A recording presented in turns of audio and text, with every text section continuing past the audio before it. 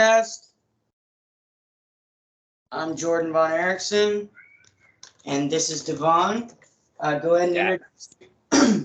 Davin. Davin? Yeah, it's all right. I get that one a lot. Okay, I should have asked first. Before we begin, I wanted to make a couple announcements.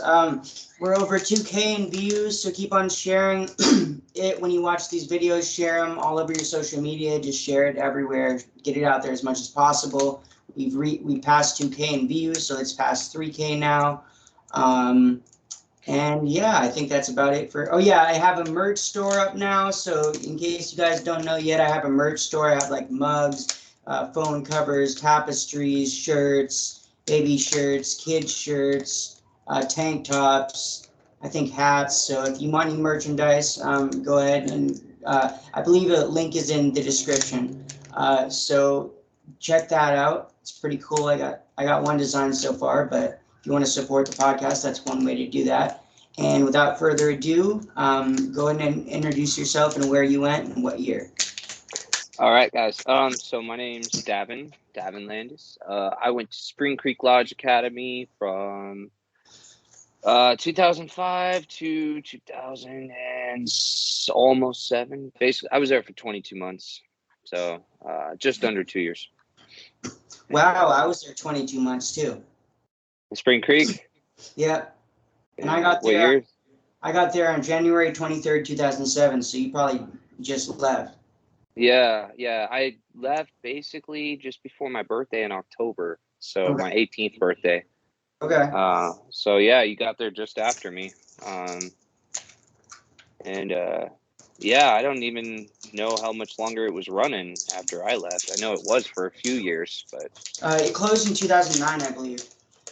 Yeah. So probably just before you got out then, right? I was the last person to graduate from there before it shut down. Wow.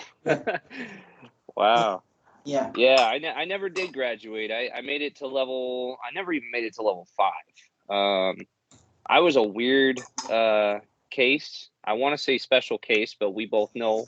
Everybody listening to this probably knows that didn't exist in Spring Creek. Yeah. You weren't a special case, even if something was weird. I was definitely weird.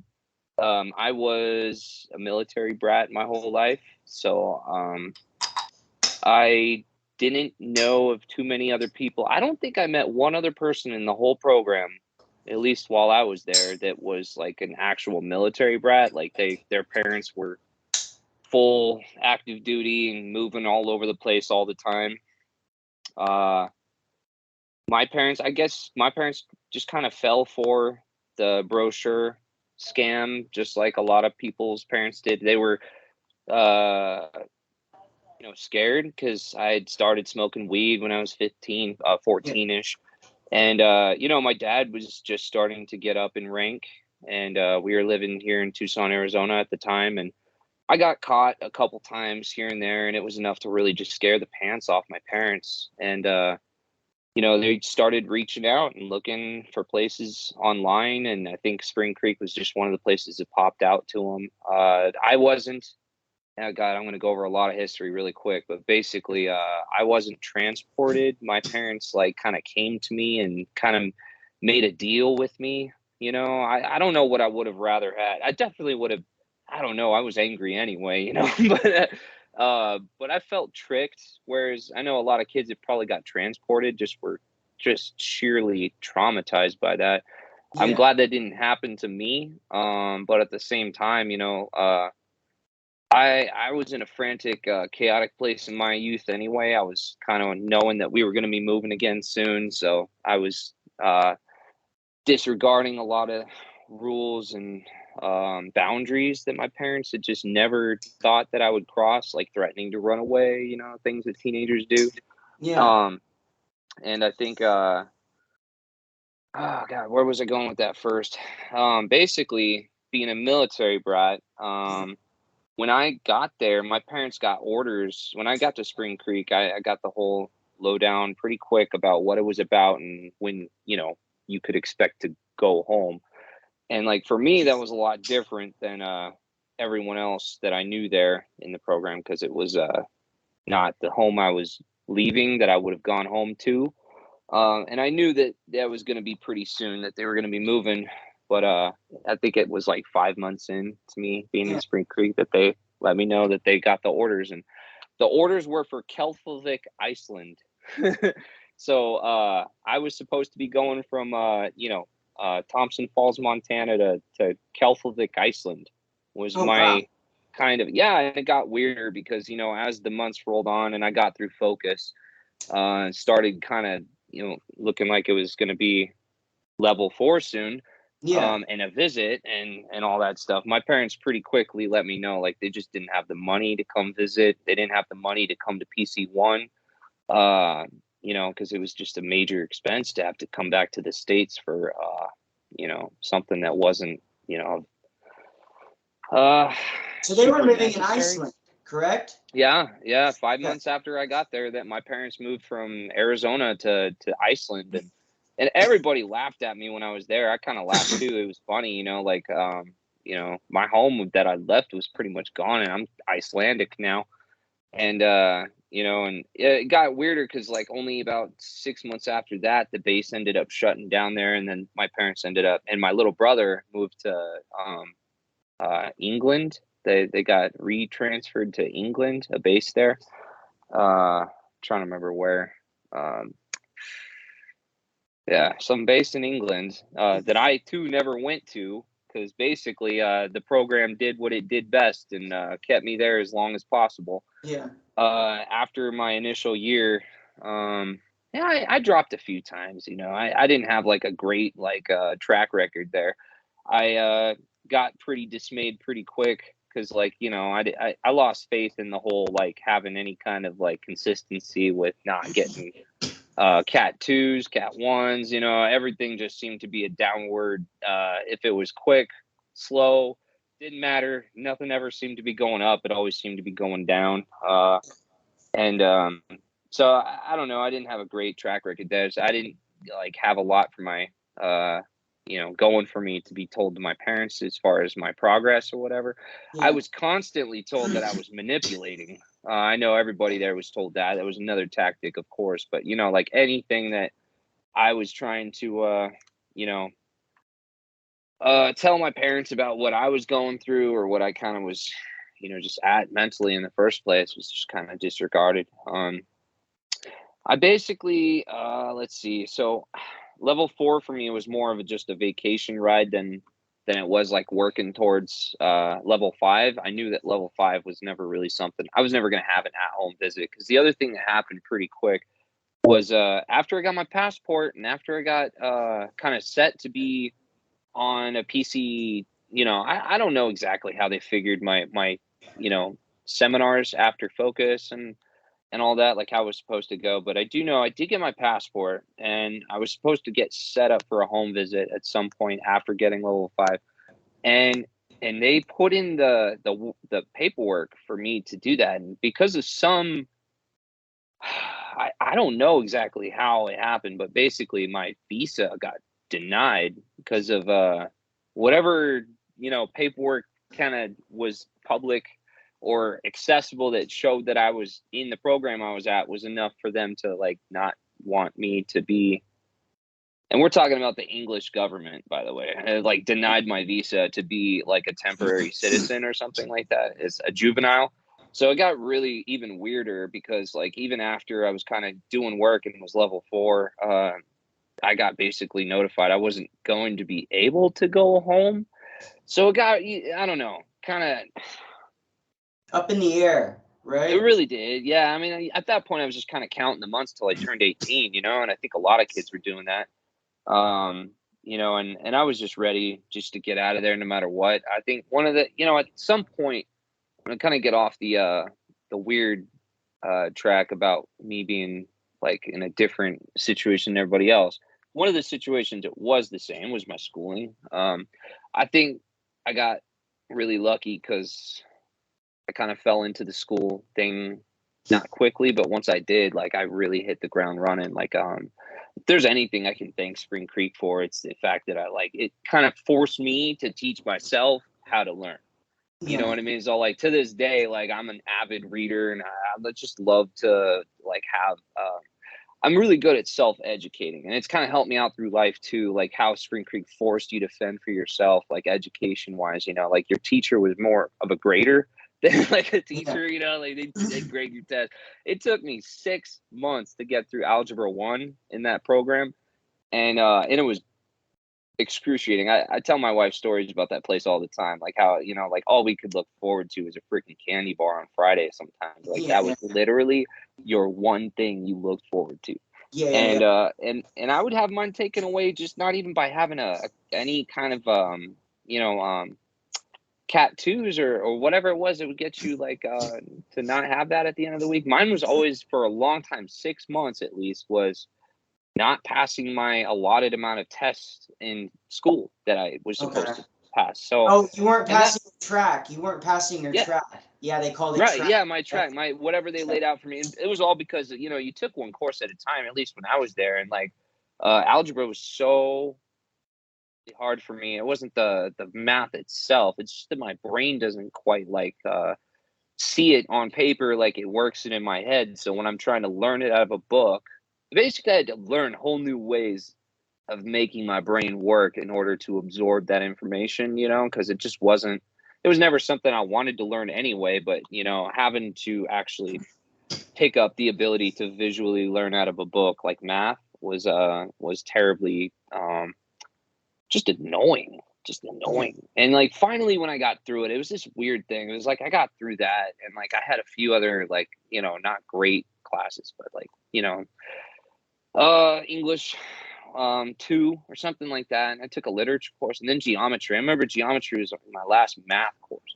And Montana only had like 3 required math credits. And geometry counted. And I remember I was breezing through that compared to algebra.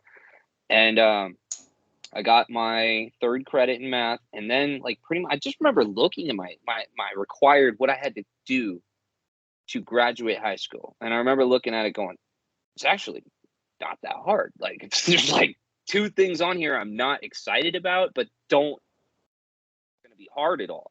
Like after I got through my math courses, I'm like, you know, it's all pretty easy now. And like everything was so outdated. And remember the kids used to actually like put that, like, you know, you could see the lines in the book where kids Yeah, would yeah, like yeah. tell you If where they would the answers indent were. super hard, Yeah, yeah. yeah, After a totally. We all task. had like our secret, yeah, our secret codes, you know, like so the teachers wouldn't know what we were doing in there. But you know, and it made it long. And I remember there was a intro to business course. It was only a half credit, but I took that fucking class in a half a week, like a week, just under a week is what I Yeah. got, a half credit in almost like just ridiculous. Like after that, I felt like super exciting because I graduated a year ahead of my class.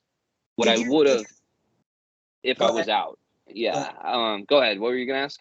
I was gonna ask if your credits transferred after you got Yeah. out. Well, graduated from, so like I actually walked down the aisle there. I Okay. had, you know, they had the graduation Yeah, yeah. ceremony. That had the full, my high school diploma is from Montana. It's from Thompson Falls, and I've only had a couple times in my Interesting. life where I've had to get that, you know, and have a copy of that for whatever reason. And one of them was when I joined the military like 8 years ago, and there's only a couple other times where I've ever actually needed it.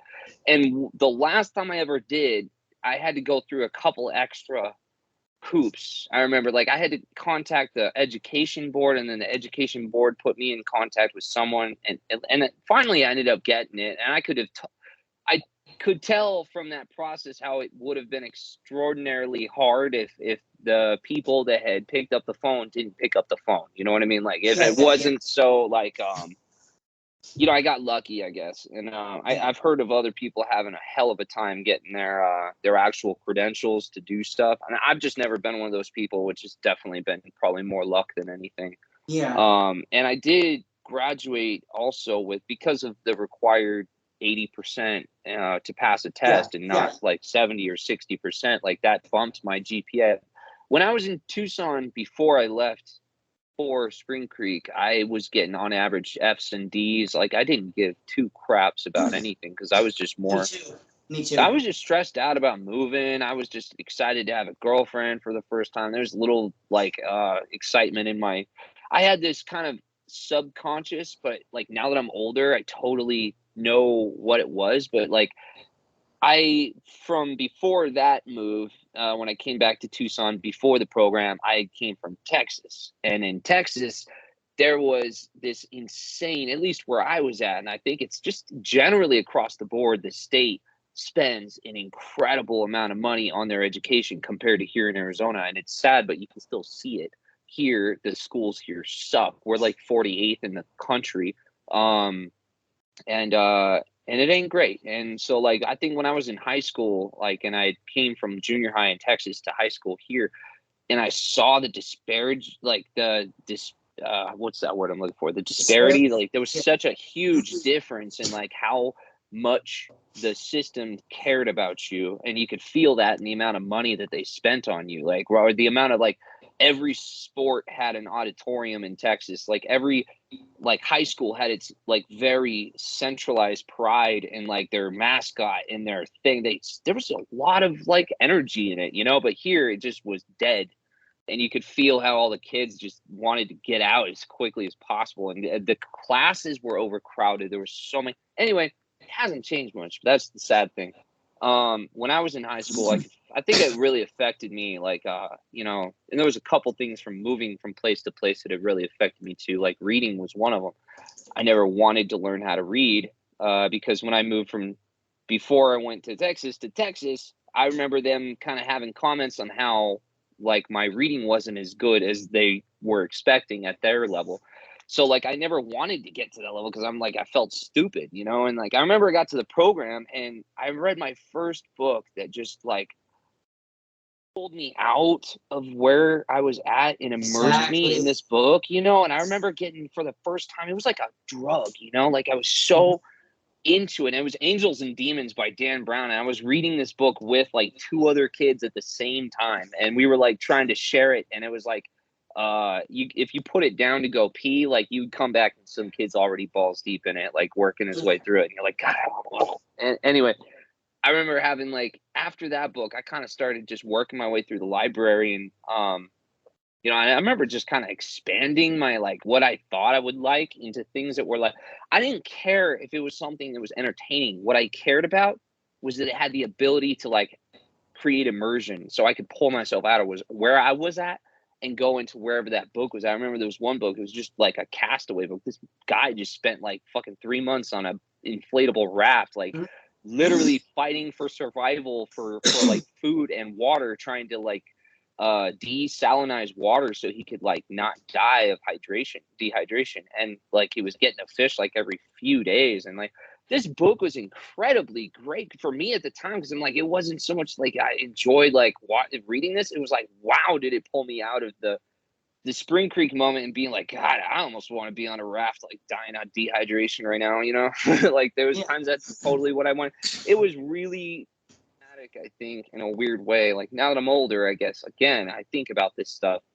But I think it was really true. One of the things that was so traumatic about that place, Spring Creek, was just being in the same square mile for so long. You know, like not leaving that square mile. Like that tree line that you're looking at all day, every day is the same tree line. It doesn't change. You know, there's something when you're so close to nature, yet it's so far away too. You know, like it's literally, it could be a universe away for all it doesn't matter to you because like they're never gonna let you go play in it, you know, like. And it's almost like taunting. Yeah, totally. You know? It was like in a dark way too, because it was like you know, the snow too, like everything that should have been beautiful was like more of you felt like you were trapped in a snow globe, you know, like and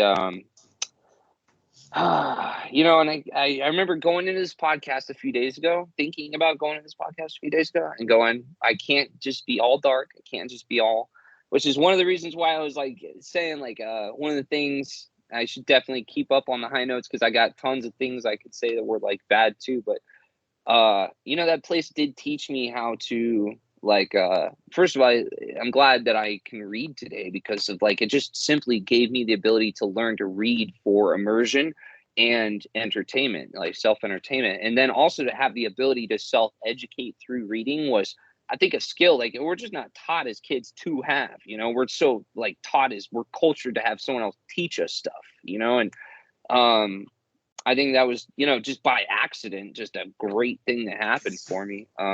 Gave me confidence in that too, because like those two things combined created like, just more of a self-reliance, I think, mentally, that I had the ability at least not to go crazy, like through like tools, like that. And so that was great. It definitely helped my GPA. I came out with like a B plus, I think is what I ended up having. So that was good. I just wanted to in there, just so you know, I hope you don't feel like you have to have goods and you have to have bads and stuff. Like you could have all bads. Like this, Yeah. I just want to let you know that on this podcast, bro, it's just your story. You know what I mean? I don't have any like one agenda leaning, like I'm trying to promote or anything like that. Yeah. It's the truth. Well, that's You know good. what I mean? Yeah, I guess that was more So- just for me to be balanced, because there were some dark things that I saw there, but and I've definitely, I think you've even seen some of the comments I've put on the page before, just in reflection of like some people I knew there, and like, this is the first time I ever knew anybody that died, like really was there in the program, and again it was kind of like, I'm trying to, what's the word, but the reality of it was very shifting and weird, because you already felt like you're in this weird time bubble, right? Like time is stopped for you and like not for everybody else. But like if someone dies there, that just doesn't like make sense. It's like their time bubble was not even like, started up again. So like how could it end? It was weird, but yeah. So are you talking about somebody dying when you were like that was in the program, or somebody dying on the outside that when you were in the program? Someone dying in the program when I was in the program. Was it the one that hung herself? Was that?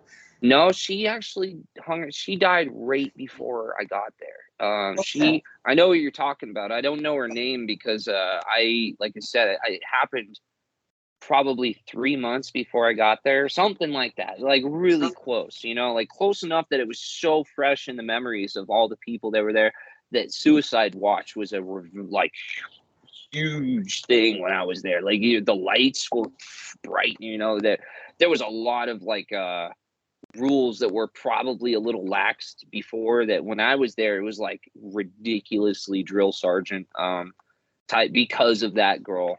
No, I'm actually somebody else talking about Nick Thomas. Okay. I don't know if I shouldn't just go throwing names out, but like I say his name all the time online just so people can remember him. His story is one I tell all the time, and it's tragic because it wasn't just him that died, it was his mother too. And they died because a lot of reasons happened, but in essence it was that thing that we were told, which was if you don't get back on time, this was with specifically visits, right? And I'm pretty sure if you had a visit you were told this too. But if you were late to come back and you weren't checked in to your junior council or your junior staff, like, before 5:00 p.m. or whatever that time was, I can't remember. But if you didn't matter, this is what was stressed. Doesn't matter why. Yeah. Doesn't matter if your parents take the blame, because I'm sure that that's what they were used to having happen, was the parents going, oh, yeah, like I was the one that didn't keep track of time, whatever. Yeah. And to prevent that from happening, like, again, I can see the reasons for all this, but like, I guess to prevent that from happening, or to try to keep that from happening, it was highly stressed to the parent and the kids themselves that you can't be late. If you're going to go to Missoula, if you're going to go to Spokane, if you're going to go somewhere, if you're going to go anywhere, you got to plan so that you are back here by 5:00. And what happened was, and I'm trying to remember the year, this is 2006 that this would have happened. Basically, Nick, I'll first tell a story about Nick. This is one that kind of like, it hurts because, I don't know. I wasn't ever I'd never struggled socially. Like, it wasn't ever like something I really, I wasn't the most butterfly kid in the room, but I always had an easy enough time making friends and feeling comfortable in a group and all that stuff. It wasn't terribly hard for me. Standing up in the circle and saying my I am statement and you know, taking feedback from people and being like, you know, just able to handle those situations. Like the seminars, by the way, like after failing focus twice, when I got through focus the third time, I was so determined to get through it that I was like the shining star. I was Jonathan Livingston Seagull. I was on the lifeboat. I wasn't the best in all of the categories, but like I was going out of my way to make damn sure I did good on focus, and I did. And anyway, Nick was with me in focus. He was with me in what's the one after focus? Principles. Yeah, principles. By the way, I never made it through principles. I don't know why. I don't know Ever why. makes it through that one the first time. At least, okay, it took me Yeah. 4 times to make it through, because that's the one where they give you a specific set of rules and you have to do it exactly how it's written. And if you make any errors, even one, you're chosen out. You're done. You have homework exactly right. I lost all like will to, like, because like I said, by that point I knew I wasn't going home anyway. Home for me. So like I didn't give 2 shits about principles, and I knew that like it wouldn't advance me to any other I wouldn't get any privileges with it. So I just didn't care about privileges, but about principles. But I remember going to, and Nick did get through. I'm pretty sure he did end up getting through it. Anyway, he could not get through the choose up circle where we would, you know, be given a chance through our peers or whatever, and we'd have people stand for us. Remember that?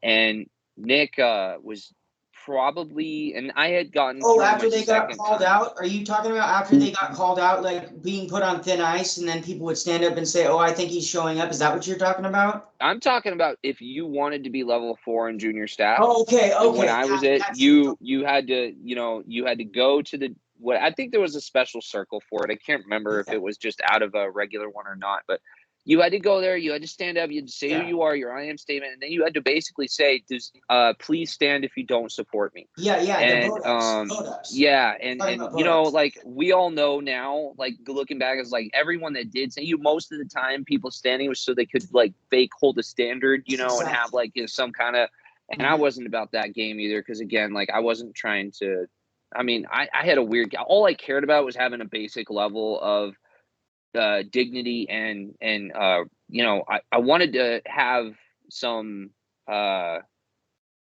privileges, you know. I wanted my level 4 privileges. I wanted to be able to have like a, you know, pretty, because I had a good work week or whatever. I was working in the admin office for the paper, so like I had a good setup, and I want to make sure that kind of stayed good, but I didn't care about like advancing. And I didn't care about holding a standard either. In fact, like there was a time, I'll get back to Nick in just a second, but there was a time when like it was probably like 5 or 6 months into me being level 4, and there's something freaking happened in all of level 4 and 5, and like they all dropped, and it's like 80%.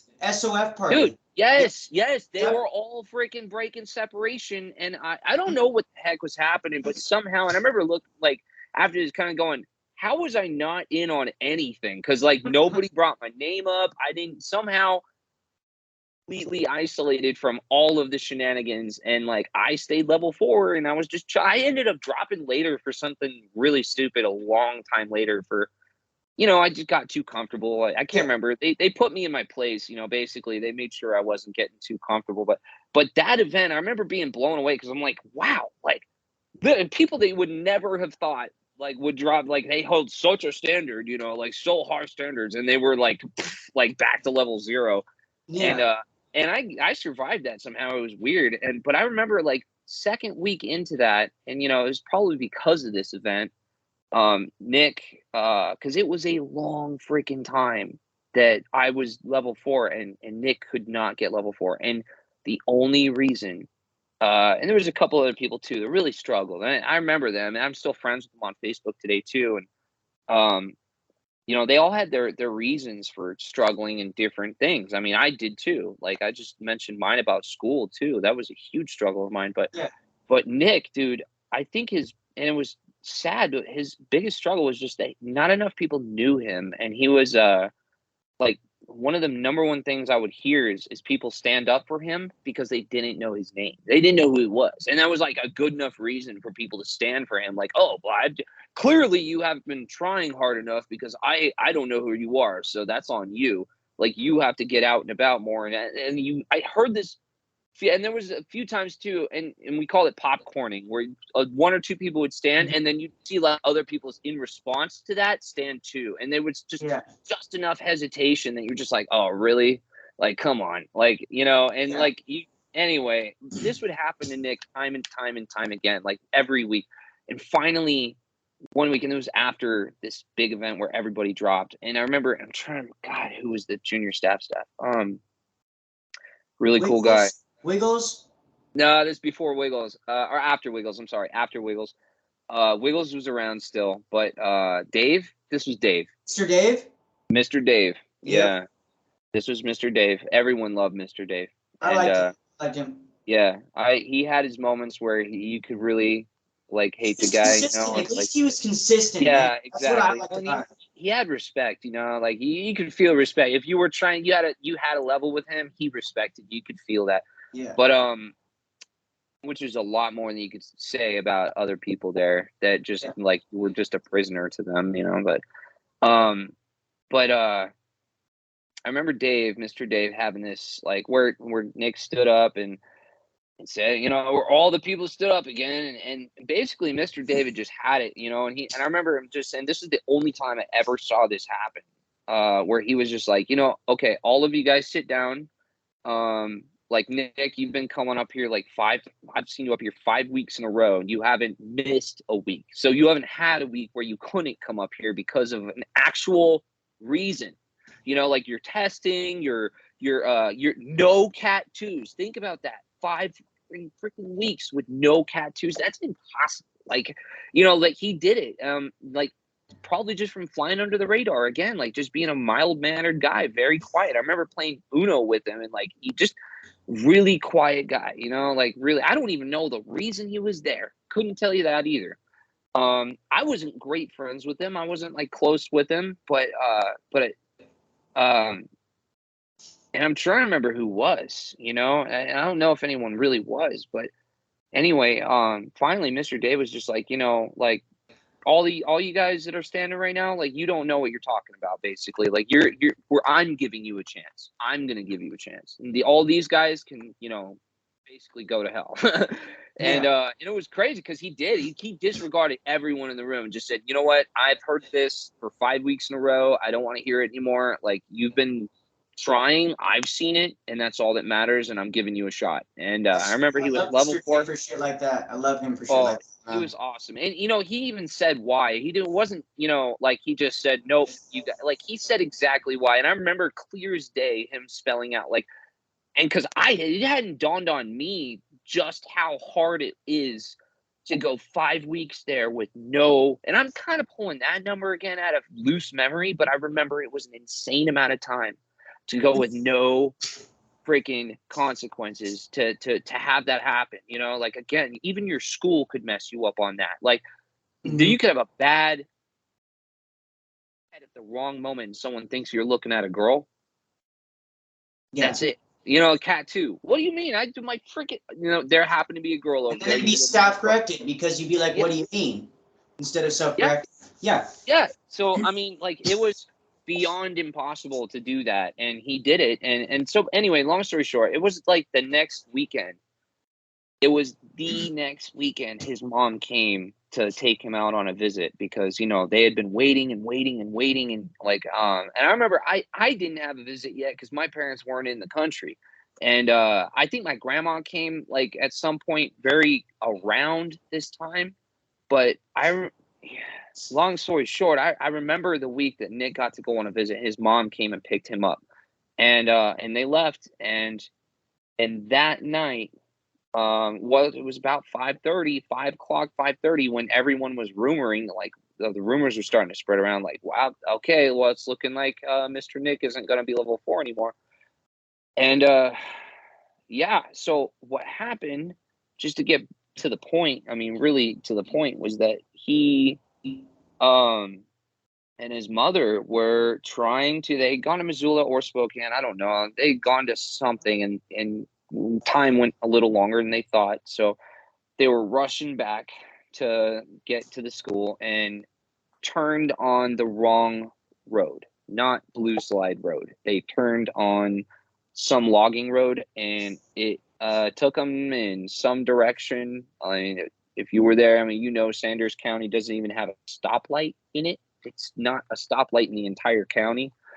So there's, who knows where they ended up, but they ended up on some dirt road that was like not even being used anymore for logging. It was like an old shut down logging road, forestry road. And their car ended up stalled in the snow.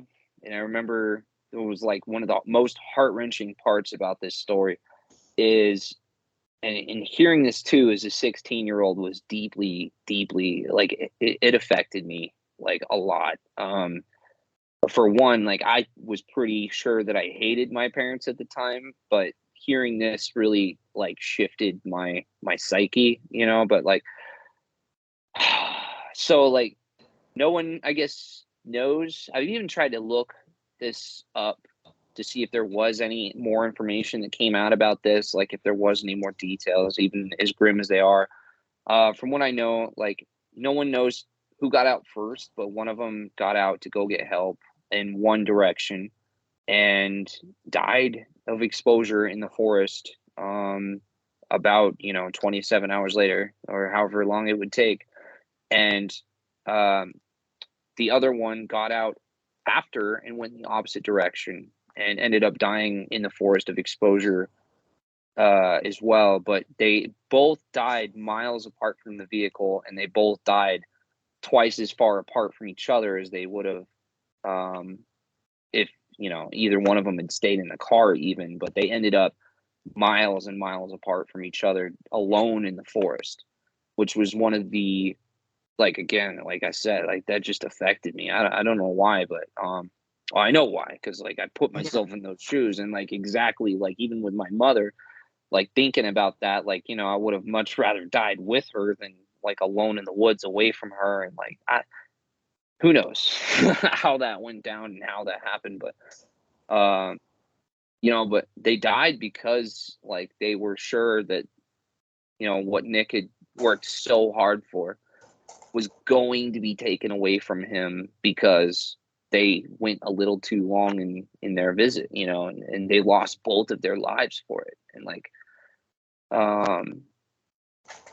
yeah, I mean, is one of the darkest things it's like ever happened in my life, like for someone I actually knew, and now that I'm 33, I've known some people. I mean, my little brother died of suicide last year, so I've gone through some stuff, but nothing has ever. Thank you, man. It's tough, like for sure. He's not the only one though. I've got buddies from the military, and the opium crisis is really taking a toll on people I know too. So I got 13 months sober off of meth and heroin, man. I'm glad, man. Good job. I was on meth and heroin too. Meth was more my thing than the heroin, ironically enough. And then alcohol too was my big one. And I'm going on 3 years now. In January will be without a drink. So, congrats, bro. Thank you. That's been my biggest one. Currently has been alcohol. I've been many years from without drugs, but yeah, I just feel healthier now, cleaner, and but I still struggle, for sure.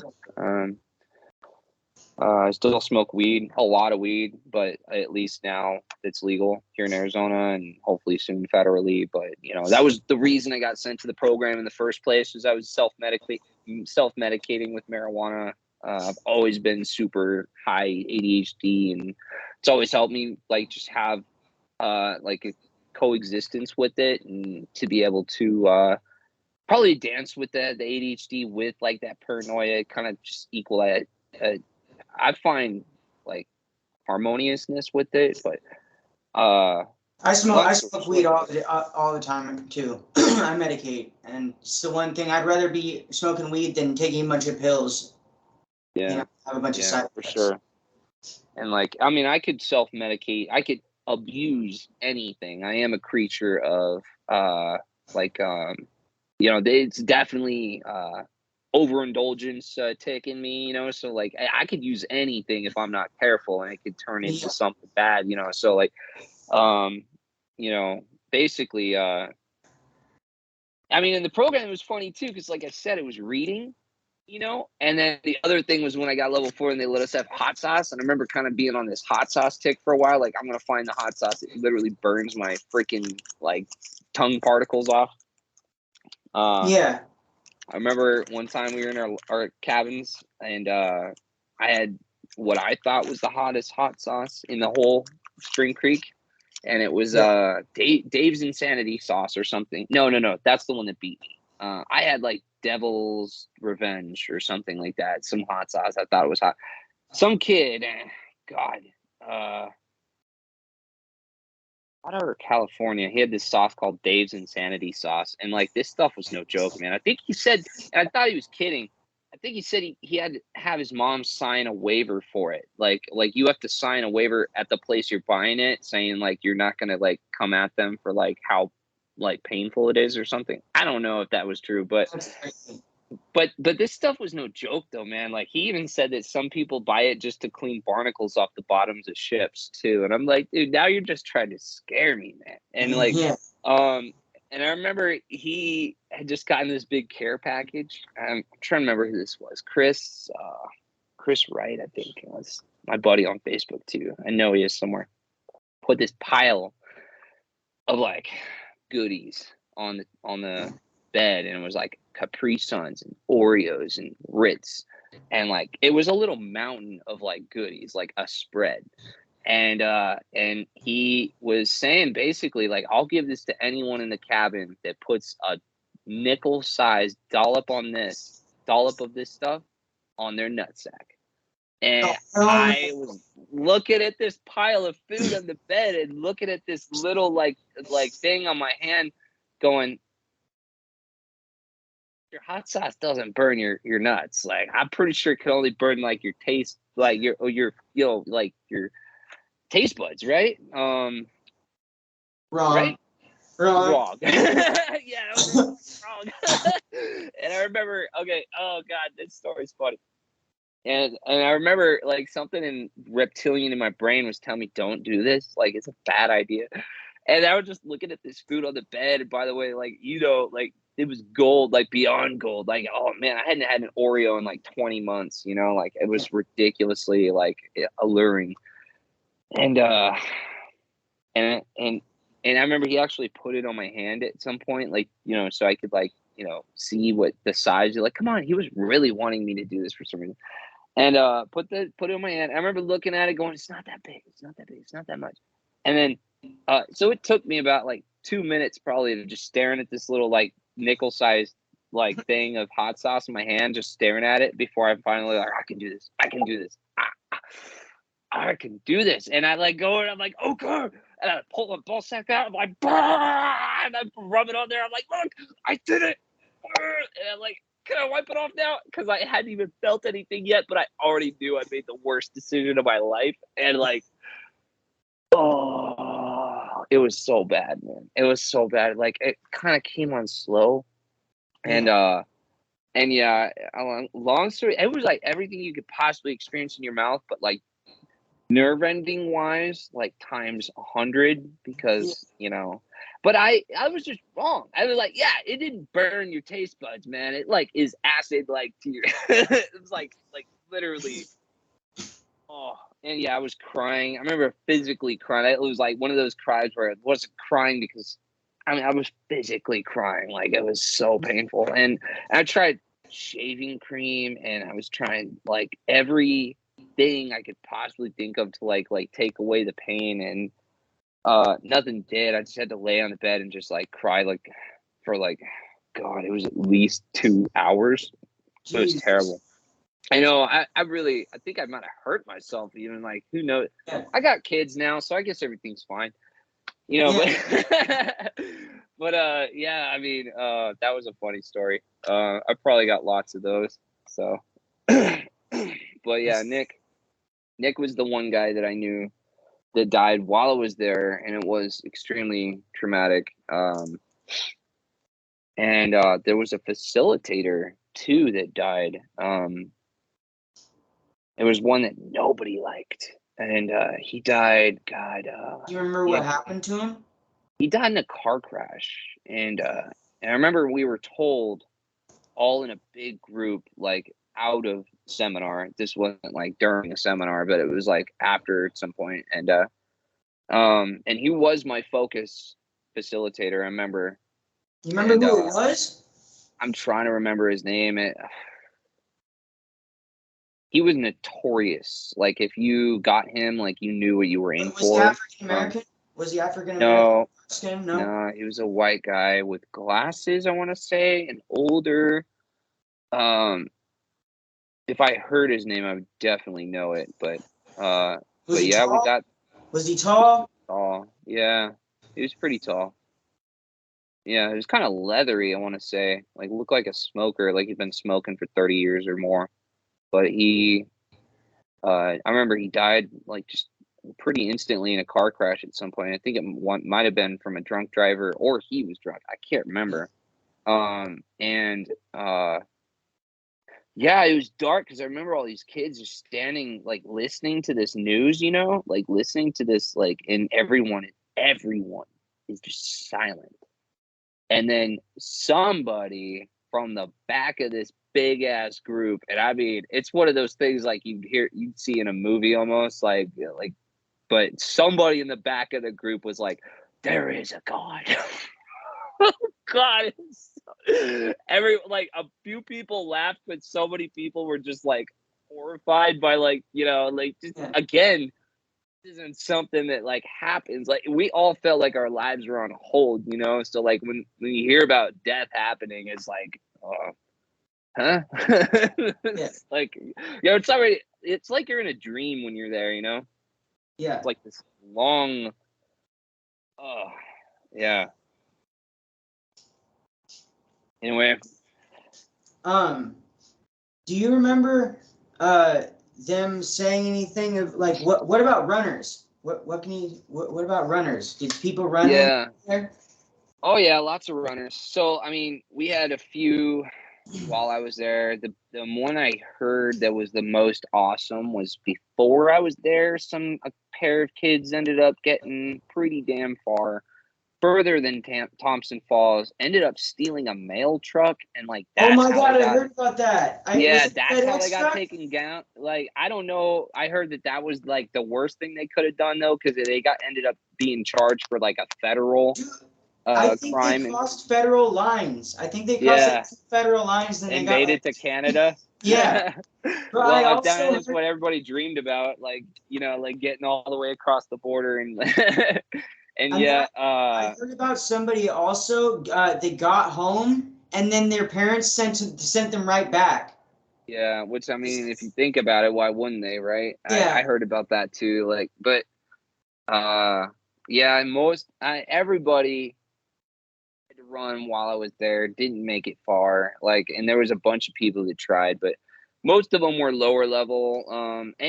Some attempts were so quickly thwarted that they didn't even like get like outside the property, and and I'd heard Spring Creek was one where it was like, I think, where are you gonna go, man? Like, everyone knew, like, there was no like real, like, unless you, I don't know. I think that was an act of desperate. You know what I really think kept people from doing it more than anything was not so much like the reality of, like, because sometimes you just had to get the hell out of your situation. That's again why, like, I learned how to read good.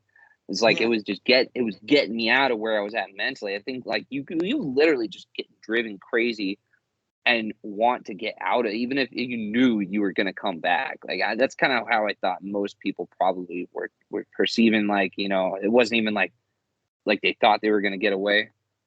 Oh, my headphones are dying now. Great. Can you still hear me? Yeah. Okay. All right. But I think, you know what really kept people from trying it more was, I don't know if they threatened this with you too, but that, especially if you were in a pair, they weren't going to do it together, but they were going to send one of you to Tranquility Bay. And Tranquility Bay was Jamaica. That's what happened to me, bro. I rebelled the first year I was there, and I was fucking around so much that they said, okay, here's the deal. You either start working your program, or we're going to send you to Jamaica, and we're not even going to tell your parents. We're just going to tell them that Yeah. when you get there. Yeah. And then I was like, did you get the letter when you first get there? There's like a letter that you open. I think this is for non-transporting kids. I don't know. Actually, I don't know. This is probably something that every kid got, but as soon as you got there, you get a letter that is signed by your parents. It's like typed out though, and it has A and B on there. And I remember A is like, I give the school full permission to utilize whatever blah blah blah tactics to, like, you know, like basically letting you know you sign your rights away. That they sign their freaking rights away. And then number 2 says clearly, this is the part they would remind you of all the time, was number 2 clearly right there says, if we don't think we can handle the kid like you, we being the parents give Spring Creek permission to send my kid to a place that they can be controlled, which was, i.e., I allowed the Spring Creek school to send my kid to Jamaica if they think it's in his best interest. And that always like rubbed me the wrong way. I'm like, Jesus, man, like what would it take to get me to sign off on my kids like that, you know? Yeah. Like, I seriously, I think about that a lot. Like, even if a gun was pointed to my head, bro, I still would. Now, you know, like, I try to see both sides of it, right? Like, yeah. that position as a child, so I know, like, that, like, there are people out there capitalize on people in traumatic situations like that, especially with kids, you know, like they will not just capitalize, they will like prey on parents in those situations. I think most of our parents grew up in a time when it's like that isn't just that can't be possible.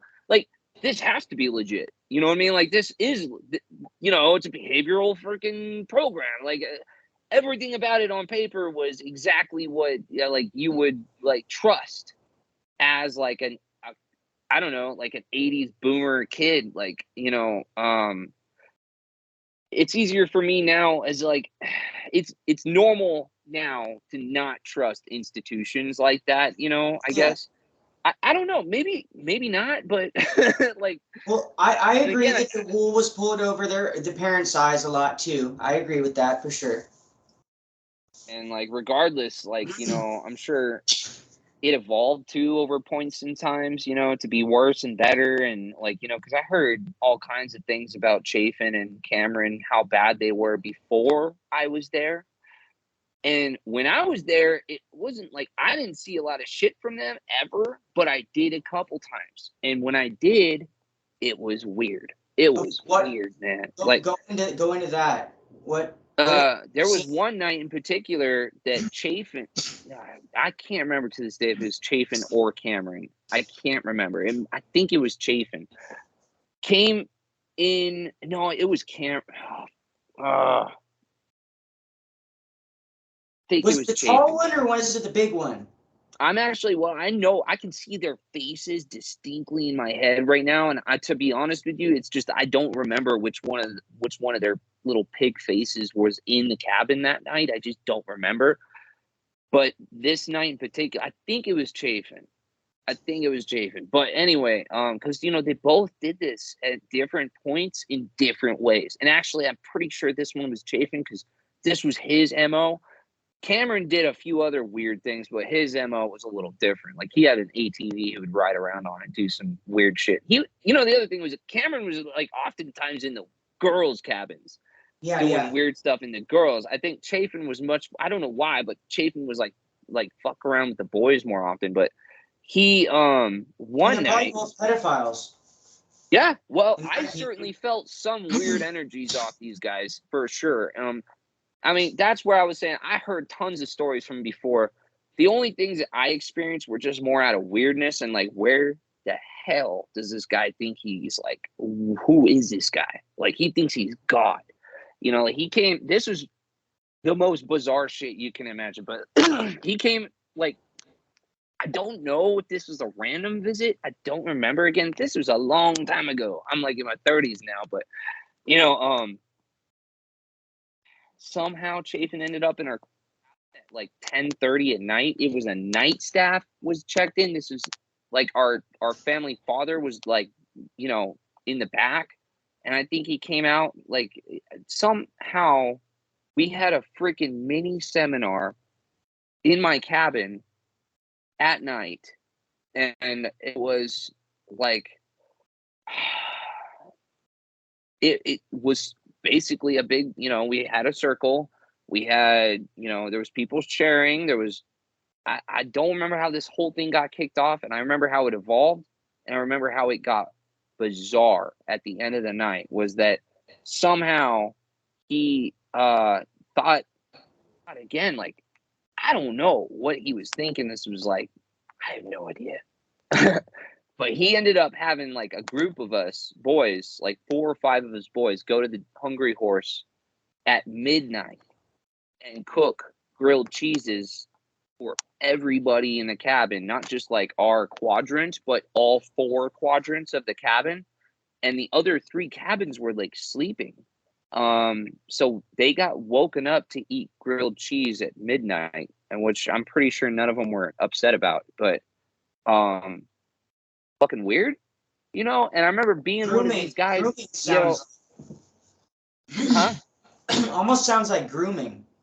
That's what it sounds like to me. God, yeah. Well, and, like the order thing was like definitely part of that, you know, like just like do as I say, not like don't think about it kind of thing. Like probably, I remember at some point too, he had us go to the store to get either candy or I think it was candy or something. Yeah, because there's pretty much nothing in the store that we would have wanted. But I remember he had us go down there and like bring back like 4 boxes of something for the whole cab. And this was all out of like after breaking everybody down. So, you know, like seminar process is like, you know, you get broken down so you could get brought back up again. That's Yeah. kind of like what basic training is in the military too. And it's funny because like I went through basic training and like I was attached to the infantry. I was a medic and I went through some pretty stressful trainings. Nothing comes close to like I think it's because like in that case you're still getting paid and you're still like choosing to be there, you know, at least Yeah, me exactly. and most in my generation we weren't drafted into the military, so like we were at least we chose to be there. The suck was, you know, of our own free will, and we, you know, like knew that it was kind of for the better in the long run. We're going to be, you know, whatever.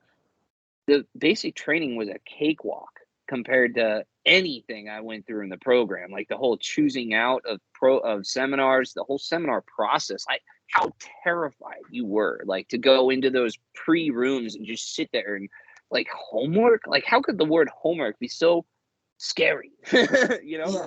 And like yeah, like what he had done was come in and create like a mini seminar where like you got 4 kids that are now like crying or were like crying and now just trying to recover from that. And like you know, he had like cross feedbacks going on where people were like, you know, like basically cross-examining each other, and it was like a really and by the way, we're all tired as hell because like it's midnight, and Sleep deprivation. I don't know why he did this. And like going like I remember we ended up outside because somehow he got in his head. And by the way, I'm pretty sure he was drunk. I don't know if I said that yet. I'm almost positive I was positive then he was drunk. It's not like it was something that dawned on me later. It's like we were all pretty sure he was just shit faced. And I don't think he was trying to hide it either because he was slurring heavily and he just smelled.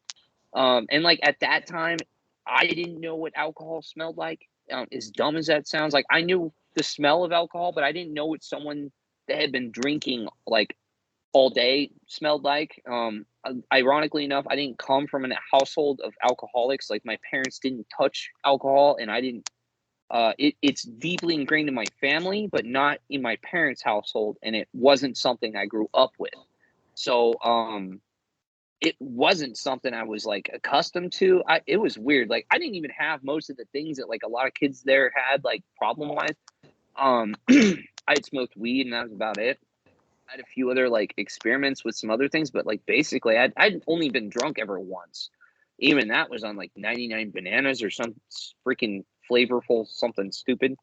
I like, I don't think, and then I threatened to run away, and that was enough for me, my parents, to do that. I think most other people I knew that were there like had some, unless they were faking it, had much other deeper, like, had run away, for instance, and were like, had been like, wards of the state for a little while or something, like completely like kind of blew me out of the water as far as like thinking I was cool. Yeah. And I remember like just being humbled like all the time, like on how like I didn't know anything. I mean, one of the girls I ended up dating after the program, who was in the program with me, and we were in the same upper level family together. And I've heard of this happening quite a few times, and I don't think I've heard of it working out for a lot of people. But even with like the idea that like you kind of both like, more in tune with emotions or something, I've heard a few different things of why, but I haven't heard of it actually working out.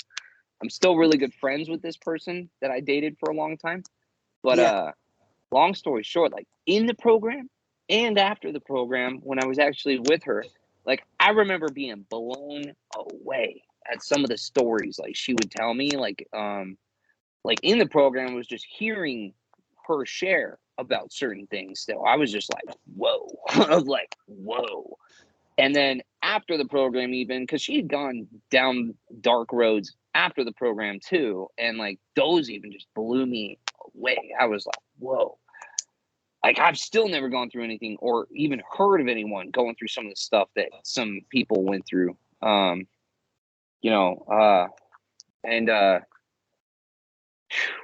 I think one of the things the program did for me, like real quick, was, even if I didn't want to admit it at the time, was get me to understand and realize like I did have a good childhood. I did have a really good childhood. I was stressed about moving, and being a military brat wasn't easy, but man, did I have a good life.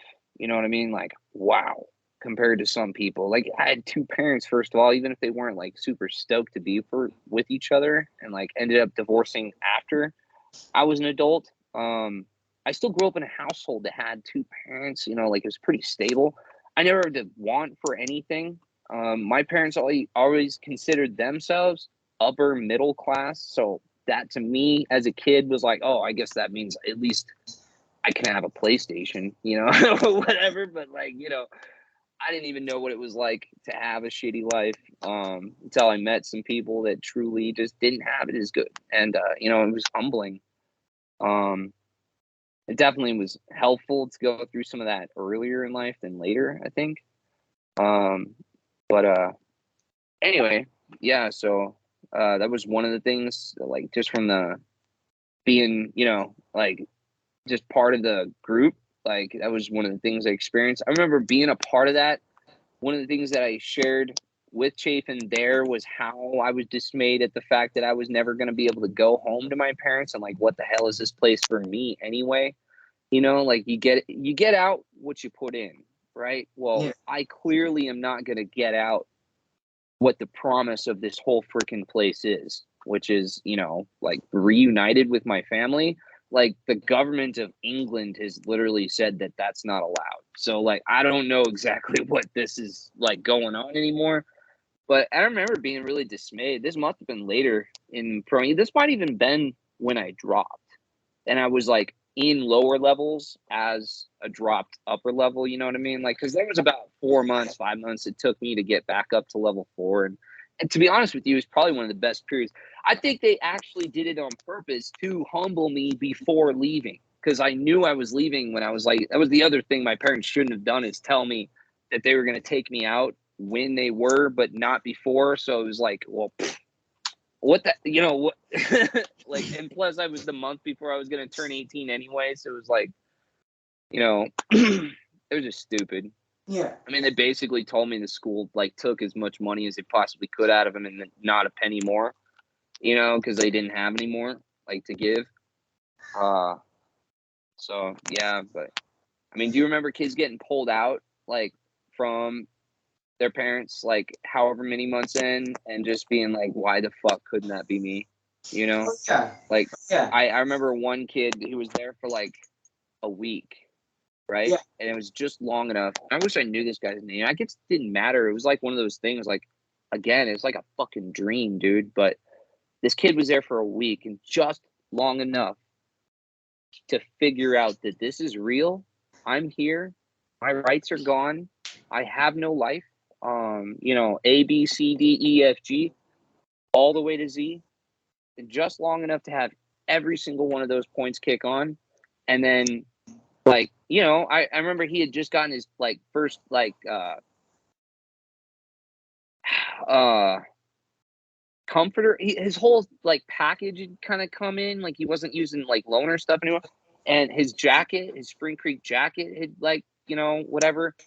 And, like, the next day, like after a week goes by, and I remember him like just kind of figuring it out. We all did. We saw it happen with everybody, you know, like when you just kind of like, you know, you're in denial at first, you know, and then like takes a little while and then you kind of figure it out. Like just becomes like a slow realization that like as you're just being forced to be part of this group with these other boys like that have figured it out, like you just kind of slowly like, you know, wow. Yeah. This sucks, you know, and he had just gotten to the point. Next freaking day, his dad comes and picks him up. And like, I remember like they came and the staff, the junior staff that was working, like the little, like, you know, trailer up front, like just came up. He's like, hey, where's blah, blah, blah, blah, blah. And like, you know, and he just was like, huh? Like poked his head above his bed. I remember like the family father was like, you know, like what you got? And he like went over and he had like a checkout slip for, he had something for him. He's like, wow, all right, hey, get your stuff, you're leaving. And everyone in the freaking cabin was just like blown away. Like, hold on. Like, and I know it sounds like really fucked up to be pissed off that somebody was being pulled, but like this guy just figured out that he wasn't leaving like the rest of us. And here he goes leaving. And I remember all of us just kind of looking out the window at the kid's dad's vehicle that was parked in the guest parking, which, you know, you didn't see too often. And watching him leave, man. And I remember the stuff he took with him, like down to the little office down there. Like it was the shit that he like wanted. He didn't want anything else from that place, from Spring Creek. The stuff his mom had sent him there with or something. Like, I don't know if this was out of a divorce or something, you know, and this kid got lucky because his dad, I don't know, the solidarity between like the two parents was not there anymore. And one of them wanted his kid home, you know, I don't know. But I remember being just like, it felt so weird to feel like, you know, wow, like it can happen. It can happen at any time. Like your parents can literally just decide that they want to pull you out of this place. And you saw it every now and then. It would happen, you know? And I remember this one affected me like hell too, because like as he was like getting his last little armful of shit together, because even they were rushing him too. They were like, hey, like hurry up, like we gotta go, your dad wants you gone like now. And he's like grabbing like his stuff out of his baskets, you know. And I remember like, you know, he was only there for a week, but like he was like 2 bunks away from me, and there was like a couple other kids that was pretty close to him too. And he gave us like his stuff that he didn't, you know, want to take with him. Like, he gave me a comforter. And I remember I had that comforter up until like 5 years after I got out of the program. It was one of my favorite blankets. Like I had in the program and after the program for like 5 fucking years. I slept with this comforter. And I always remember like, dude, this kid had a week with it and then like went and lived his life again. and had his fucking life back. And like, I don't know why I thought about it all the time, but I did. Like, you know, like this comforter was mine now and was sharing hell with me. And it was supposed to be like back out. I felt like almost like this comforter lost its fucking chance at freedom, you know, like, and it got stuck with me. And like, even afterwards, I was like, you know, thanks, man, for sticking with me. This comforter, you know. And Sure. yeah, Well, what a weird fucking thought, right? I have heard about them doing things called like scared straight type things where they'll send a kid in there for like a week, just long enough for them to realize what happens like that, and then they'll come pull them. They have it prearranged usually. Yeah, and I don't know if that's what happened, because I remember this, you know, I don't know, because I don't think the school would have incentivized that. The school wasn't set up for that, you know. They wanted their money. I think it was a fall through on something, and I know scared straight shit definitely is a thing. I just don't know if Spring Creek had a part of it, you know. Like Yeah. I didn't see enough of it that it would have ever been a business model, you know. Yeah. Like if it would have been anything that was an actual like option, it would have been highly disincentivized. And then if they were going to go down that road, it probably didn't require like a pretty substantial like loss of money on the part of the parents, you know. Yeah. I'm just assuming. I'm totally assuming, Yeah, because it does seem like there would have been a lot more kids pulled out if that was the case. But one of the things that I fucking know for a fact, oh, and it's hard to say like that about anything, right? But I know, and I knew this then, I knew it in my bones, that, you know, like a week probably would have been way too short for me personally. 6 months would have been so good for me as a teenager to be there, experience what I did, learn what I did, like I was telling you, like learn how to teach myself, learn how to read for other reasons other than people forcing me to read. Understanding that the world revolves around more than just me, you know, and like, you know, just if I did 6 months in Spring Creek, it probably would have been a healthy thing. As it was, with all of the extra layers of I gave up on so much after like not just a year, but like all going on 18 months, I was starting to become so bitter. And so like you know, I'll put it this way too. After 22 months in the program, it didn't matter. And so much didn't matter. Out fucking world owed me a vacation. And now how I felt, bro. That's why. and we all probably did, man. Because guess what? Like I see like my younger cousins now that have this in their head too, based on much less traumatic events, but I still feel what they're feeling because I went through that, man. But like times 100, you know, like like I was fucking life, and like I was owed that, you know, like I'd lost out on so much that I was gonna work too. It's not like I was gonna like not pay for myself, but I was so life for me at that time was about nothing more than getting my missed time back, you know. That's exactly what happened to me, except for I went headlong into hard drugs, and we all did forms, yeah. I'm sorry to hear that, man, because like it ain't no joke for sure, especially these days. Like I think one of the I think 6 months would have been enough for me to realize like all that stuff I was telling you, like I realized pretty quick about 5 to 6 months just how good a life I had. And even if at that time I wouldn't have admitted it out loud, I wanted it back so bad that I would have been scared straight and I would have followed my parents' rules. I again, that's the part I'm saying it's kind of hard to look back and be sure of stuff, you know, but I certainly would have fucking tried, and I certainly would have fucking known in my head that the alternative exists, you know, which is, you know, not a good life. Like Spring Creek was not comfortable. It sucked, you know, like nobody wanted to be there and nobody fucking had, like, it was terribly traumatizing. in multiple ways. So it's 22 months, like just turned into like a draw and like just absolute like soul sucking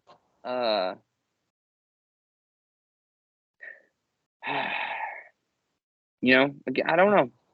It made things, again, like looking back, like I compare a lot of chunks of time, that 22 months, you probably do too if you're at 22 months too. Like that number of time, especially in relation to time, like is a very tangible thing, you know, like it's a very, like it's secrete, like concrete in my mind of like exactly what that is, like that period of time is.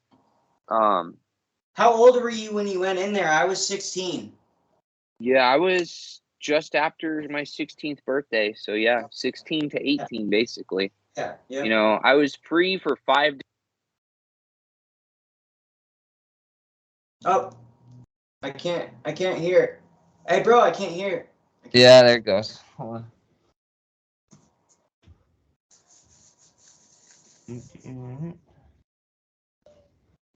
Hold on. Yep.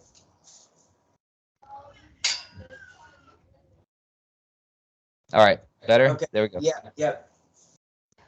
Yeah. Okay, what were you saying? The last thing you were saying? Oh, you are. Hold on. Why are you on my... Hold on. Yep. Sorry, hold on. Yep, you're good. I need to put this on the... Da, da, da, da, da, da.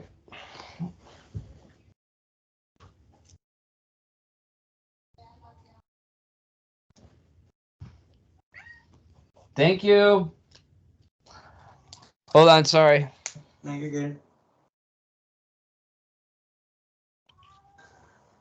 All right. Hopefully that worked. Hold on.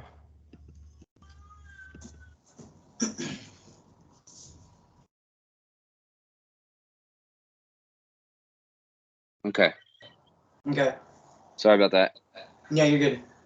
Yeah, I'm getting towards the end of my battery life on my AirPods now. How long we rolling now? We are going 1 hour and 17 minutes. My first podcast. Always dreamed about doing Rogan, man. I guess this is a good practice run. Well, I'm hoping to be like Rogan someday with this podcast. Pretty cool. It's Ain't gonna lie, man. I think it's pretty admirable. Somebody needed to do something like this, is just collect everybody's experiences, you know? Yeah, in an unbiased, like, way, you know what I mean? I just want truth. I just want people's experiences, I don't want to push any one agenda. But I do feel like I wanted to ask you, knowing what you know now, is it your opinion that these places should feel like they should, or do you feel that they could or even, or they should or even could be regulated at this point, or do you believe that they should all just be shut down? Sorry. I think they should all be shut down, but I think that's because when you mix money with this kind of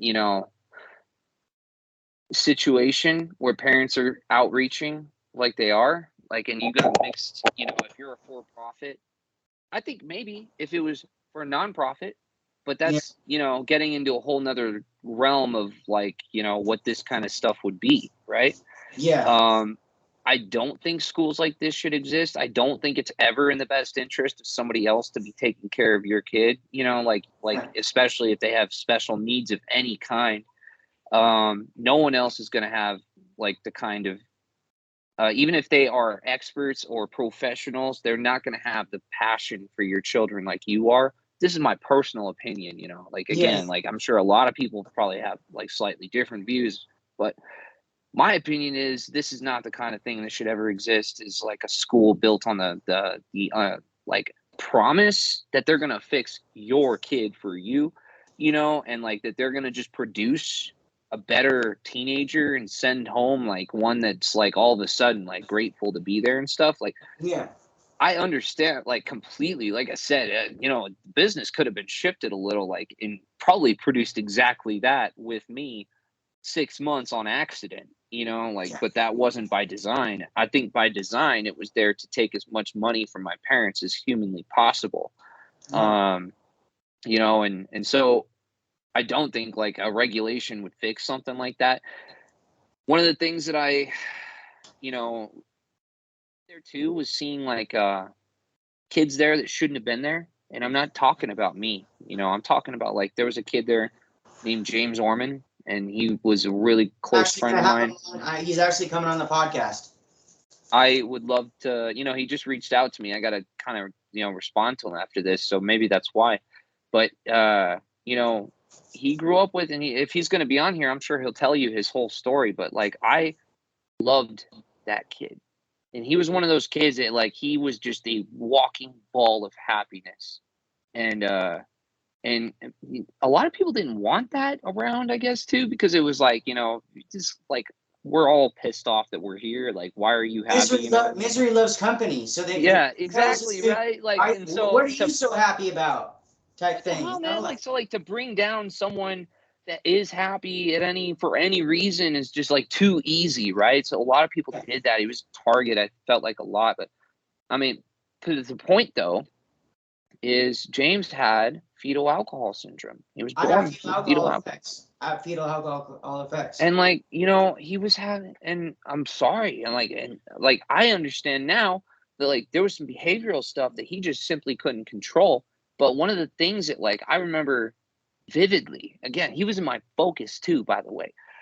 And I don't even know if his parents were alive, but his grandma was there. And I remember like just having this feeling, and I don't know if this is true, but this was just a feeling at the time, was like his grandma was just rich enough to put him there, you know, and like didn't know what to do with him, like didn't know how to take care of a special needs child. So like the program was just kind of an option, not like the option, or should have been, you know, for his case. Like, but here's the thing. The school didn't give a shit. It took her money anyway. It took him anyway, even though everyone knew, and I mean everyone knew, that he should not have been there. I think that's the other reason that everyone was pissed off at him a lot, is because like no one wanted to admit that they had a reason to be there, even if they, you know, none of us truly did have the right to have what was happening to us happen. Nobody wanted to admit that they had a reason to be there or something. You know what I mean? And James truly did not have a reason that you could see. You know what I mean? He didn't have the kind of problems that kids that were like troubled teenager problems. That's what I'm talking about. He didn't have those. And I'm sure he had some issues, but they were issues that were derived by nature from a completely different source than what this school was supposed to be able to help you with, right? Didn't matter, because his grandma had the money and they could take that money. So in my view, like, he's walking proof how that school in essence supposed to be operating at all. It just, there was a few other kids, but he's the one where I knew as a teenager, like, this is so wrong. You know, like, this is so wrong. And I remember like walking, he was in my family at one point when I dropped, but like he was in another family when I was in lower levels, like coming up. And I remember walking by when our families would cross each other, you know, and we'd be in those military formations and we'd be walking, crossing each other. And I remember one of the family fathers from my family, like, calling over to James in the other line, because he was like messing around or not walking, like, you know, right or something like that. And he was like, James, like, look forward, like, you know, whatever. And he's like, how are things this hurts, like, looking back now, like, this clear as day in my mind. And he was like, hey, James, how are things in FAS land? And this is my family father, by the way. And I remember, I liked this guy too. His name was Jeff. Like, I liked him. But I remember being so blown away, because they had the relationship, he was in his family before or something like that. So he thought he could say that to him, you know? And like, I didn't know who this kid was at the time. I'd heard of him. We all kind of knew who each other were a little bit, but But I remember being like, whoa, like, what is FAS? And like somebody else told me later, like, oh, that's fetal alcohol syndrome. Like, you can't say that. That's something that you can just say to people. And like like that's abusive, right? Like that's abuse. Yeah. I'm pretty sure that's abuse. That's bullying. And yeah, and like, just because he wasn't gonna get upset about it or whatever, he was just gonna smile and laugh about it and keep going on about his day, and yeah, I mean, there was a few times. I remember James probably got more bad from that place than he could have ever good. You know what I mean? Because he was such a pure soul, like so pure. And yeah, I'm glad you're gonna have him on. I guess I better text him back after this, so see what's up. Yeah. I remember he would always tell me that I'm from the Panhandle, Texas. From the Panhandle. That's awesome. Yeah. What let's see. Did you ever see any of the staff hit any of the students? Oh yeah. Well, a few times. But it was mostly out of like not having the ability to restrain a kid though, and like the few times that I ever saw actual violence, like any kind of violence was like, mostly students started, but like I saw some wild restraints for sure. Wild and kicking ones, man, where like, there'd be like 10 staff running. You'd hear it on the radio call, the wildest thing I ever saw there, I don't know if I could even pull it family. This was in a school area, so I don't know, like, because the different, like, families would use the different schoolrooms at different times, so I don't know what girl family this was at all. But there was a day where we were walking, like, out of class, and, like, our family father got called on the radio, like, really quick, like, I bet classroom 5, blah, blah, blah, and, like, he ran out, and, like, we were already forming up, like, right there on the outside anyway, so we could kind of see what was going down. And, like, right outside this classroom, like, you just hear this screaming, and this girl gets, like, pulled out of this classroom.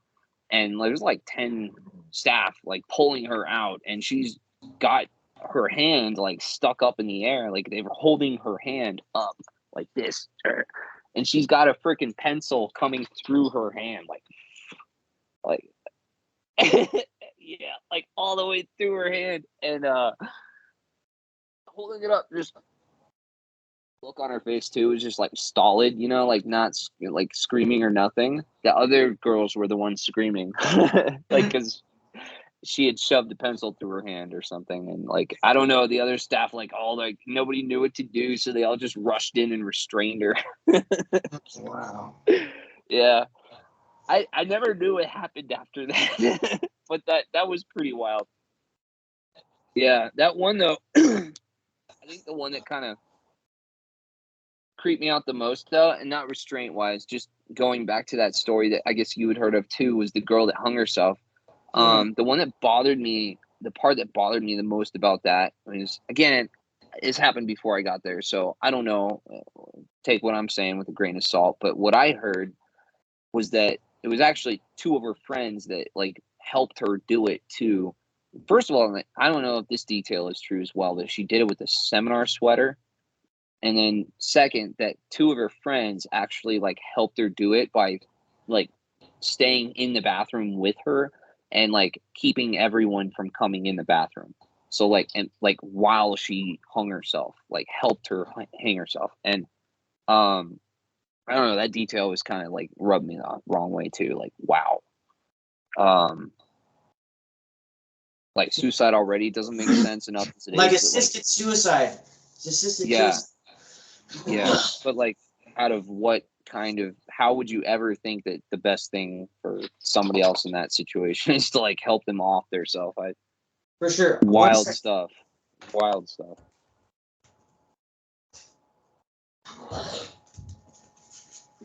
Yeah. What was your favorite meal at the Hungry Horse? Probably breakfast burritos. Yeah, that was a good one. Yeah. My first time dropping was because on Sunday, I don't know if they had this when you were there too, but like on Sunday, lunch was one peanut butter and jelly sandwich and a banana, Yeah. Oh yeah. and like Same thing. that's it. And I remember like Oh yeah, I and was they give us hot chocolate. They give us hot chocolate. They give us chocolate milk. hot chocolate too, because Yeah. sometimes the Yeah. kids would put the hot chocolate mix directly on top of the sandwich, like it was somehow like Dude, I did that. I used to do that. never That's not found that right. very good. I think the powder kind of threw it off for me, but but I hated bananas as it was. I've never been a fan of bananas, and uh peanut butter and jelly sandwich was always like lacking, because it was always like thrown together, in the back by kids like super fast, like they would always just skimp on them. Actually, every now and then you get a tub and like Yeah. you Every knew now and that then you those get a kids were, fatty, bro. Every now. yeah, fatties, man. You knew those kids were being cool, man. But like a lot of times, like you just get some just like, wow, what the, and and I was there for like a month or so. Like I wasn't there that long. I was there pretty short amount of time before this happened. And it ruined my world too, man. I remember it ruined my world. But there was like lunchtime on Sunday. We get our one PBJ and banana and whatever, and I eat that shit so fast, like I couldn't even blink my eyes. I ate it so fast.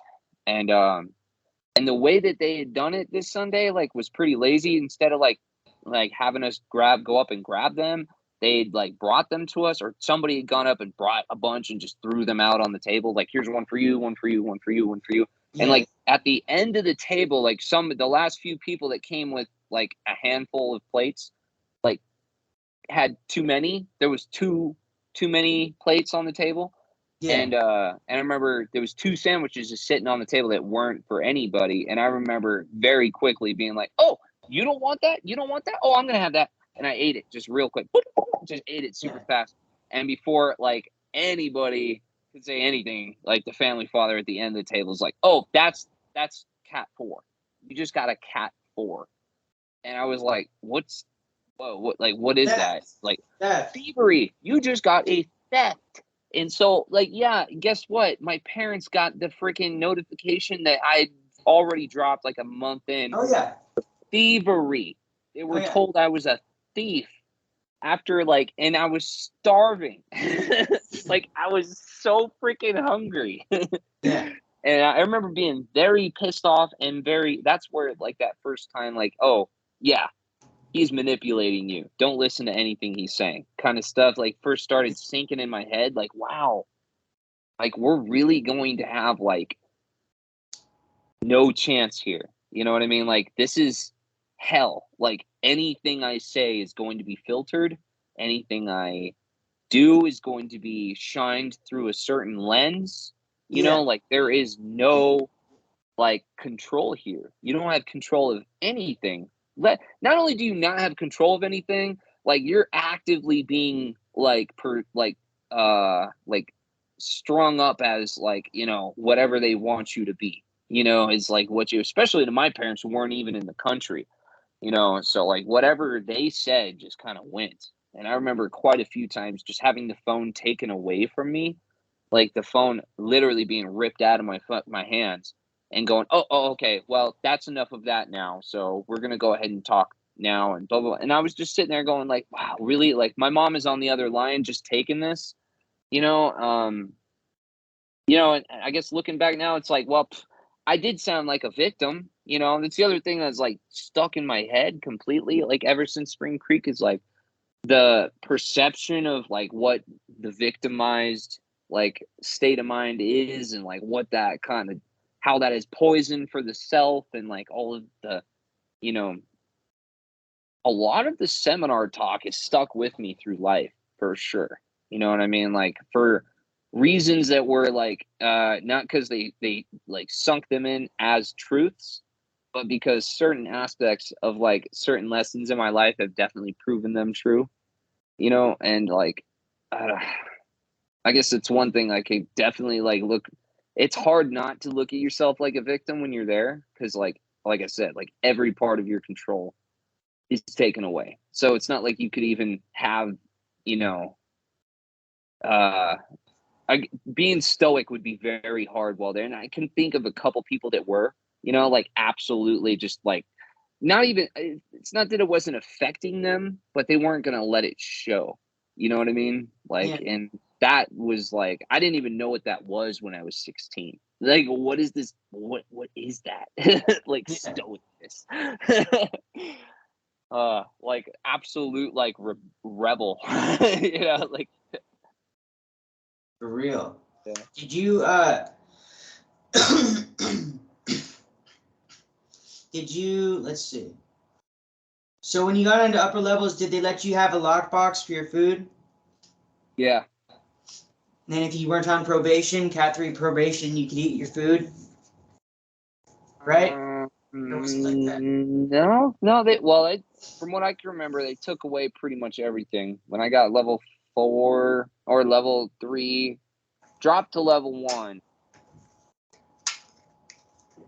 Probation, like when you kind of didn't make your tests or you did something that No. I'm not talking about that academic probation. I'm talking about when you got into upper levels. They didn't let you have like a lockbox full of food that you could eat. They have like food sent up from your parents. Remember you were telling that story about yeah. So they had that. Yeah, you could have that.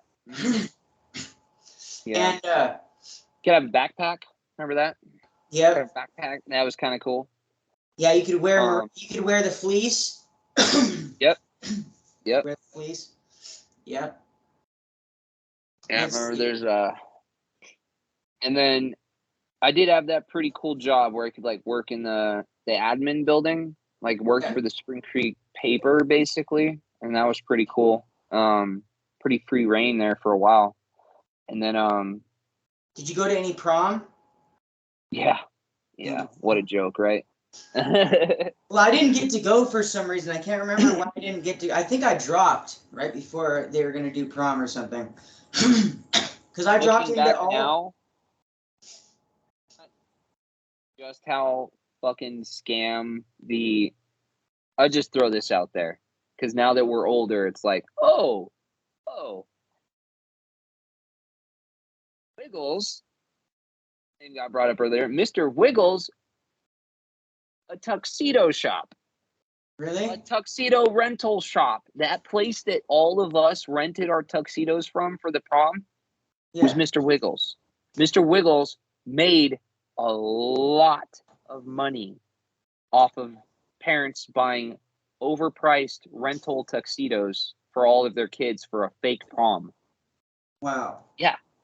By the way, like, yeah, that dawned on me years later, but I remember like even the paperwork on the rental form was like, Wiggles, whatever.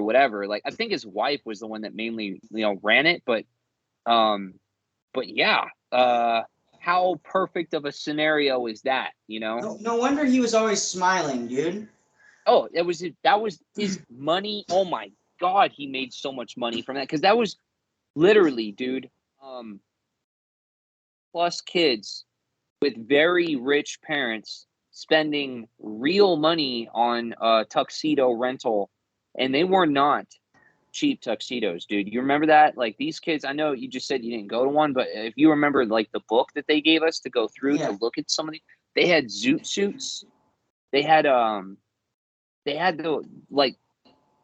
the kind of tuxedos you would see like beyond pimp gangster style tuxedos that were like lavishly decorative, had the waist belts and the sashes and all of the pretty silk. And I had one that was fairly nice. Like, I remember like it's probably to this day like the nicest tuxedo I've ever worn. And I remember like, yeah, just feeling like, what are we even doing right now? And they took us to the Hungry Horse, and I think we had a little dinner, and then we went to the seminar building, and there was like a ball, but like it was so awkward, like the way they did it was, yeah, apparently, so not ours, but the one before it, they had balloons that you would have to like tie to. Or the girl would have to tie it to her, so that when you're dancing, like you'd have to have a balloon between you, so you couldn't like rub up on each other. And yeah, no thank you. I think I'll just not dance. But I don't think they had that for ours. I think it was just awkward, just more awkward than anything, you know, because it was like nobody wanted to have anything said about them later, and it didn't matter if it was true or not. It's just you were terrified that some rumor was going to get out that you had broken separation, or that some misperception was, you know, whatever. You weren't going to have the chance to cut loose at all if the next day you could like literally get a cat four from nothing. So I don't think it was, nobody looked forward to the ball, to the prom. For sure. Yeah. Did you ever spend any time in the study hall or intervention, The Hobbit? Yeah, only once. And I'd say even that was more out of like freaking out. My only freak out was more like out of one time I had like a injury. Like I ended up needing surgery. I had like a cyst that needed to be like operated on, but like before finally like they listened to me on that, like I did How long did freak it out take once. for them to listen to you, first Like off? 4 months. Like Okay. 4 months. First I was like telling them, hey, I've got this like big pimple that's not like a pimple, it's like a growth or something, and it hurts. And like it took a month or two before someone would even look at it. You know what I mean? Because it was on like my inner thigh. Like basically my butt cheek, you know? And so I was embarrassed about it too. But I was telling him about it, and like all it got disregarded for like, you know, nobody would even like bring me in to look at it for like a month or two, and then finally they looked at it, and then it took another month to schedule like a surgery, like, and they did need to actually like do a full surgery and everything. It took me to Thompson Falls. But I freaked out once before that because I was in so much pain that like I in a lot of pain, man. It's like it felt like my ass cheek was gonna explode. So like, yeah, I freaked out once. I was kind of inherently like a pretty calm kid though, you know, like I didn't really have too much like aggression, you know, I guess. Yeah. No, that typically wasn't me usually. So that was in The Hobbit. Okay. Did Yeah. you did you ever get put on any challenges? Or Black Cloud? Was Black Cloud a thing when you were there? Yeah, it was. Yeah, the challenges was really individualized, you know, like well, most of them were. There were some that were pretty like, you know, just seemed more like torture than anything else, like the bucket challenge. I don't know if that one was around when you were there, but For like every time, people that don't know what that is, what is it? basically like every time that, and correct me if I'm wrong because it's never happened to me in particular, but like it did happen to somebody in my lower level family, Dignity. But basically you'd have a bucket or two buckets sometimes, and every time you would break like whatever it is they're trying to work with you on. So like it could be XYZ, whatever your issue was. Like you'd get a rock in your bucket instead of getting a cat one or cat two or whatever it was, because they just felt like that was not working anymore. And at the end of the day, you basically have to carry this bucket around with you everywhere. So like at the end of the day, you could have like a complete like arm killing bucket of rocks. It's just like being logged around with you everywhere. Did I get that right? Yeah. Yeah, pretty much, right? I mean, was there anything different about it that? No, I know that one of them was also they had a log, and they sometimes would have the whole family hold the log up for The fucking. log challenge, yeah, that's like a Navy SEAL thing, Jesus. And then the sign challenge was one that like I saw a few times. It was like when somebody had like something that they didn't want to be open or share about, or felt like then I don't know why the program thought it was something that they had to be open or share about, that they would force them to put it on a sign and basically wear it around their necks. And I saw that a few times. You know where I always saw it though is the girls' side. Like girls would be walking in their family and you'd see that sign on them. And one of them was like super dark. It said something like Ask me. like Daddy doesn't love me, or Daddy said something. One of them was so like, what the hell did that, like, what was the story there? Like, it was really weird.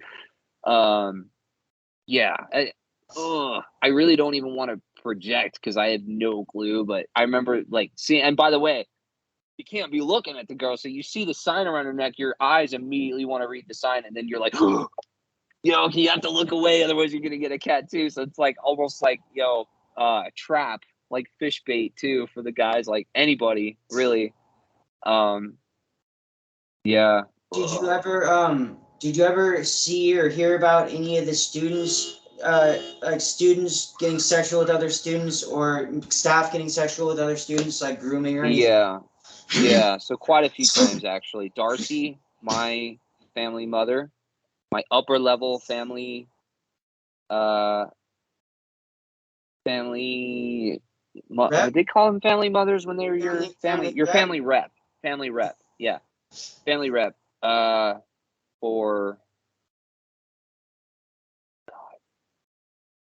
Was it upper level family or was it lower level? Upper level. I'm trying to remember what my upper level Dream was. Or passion, or dream or fucking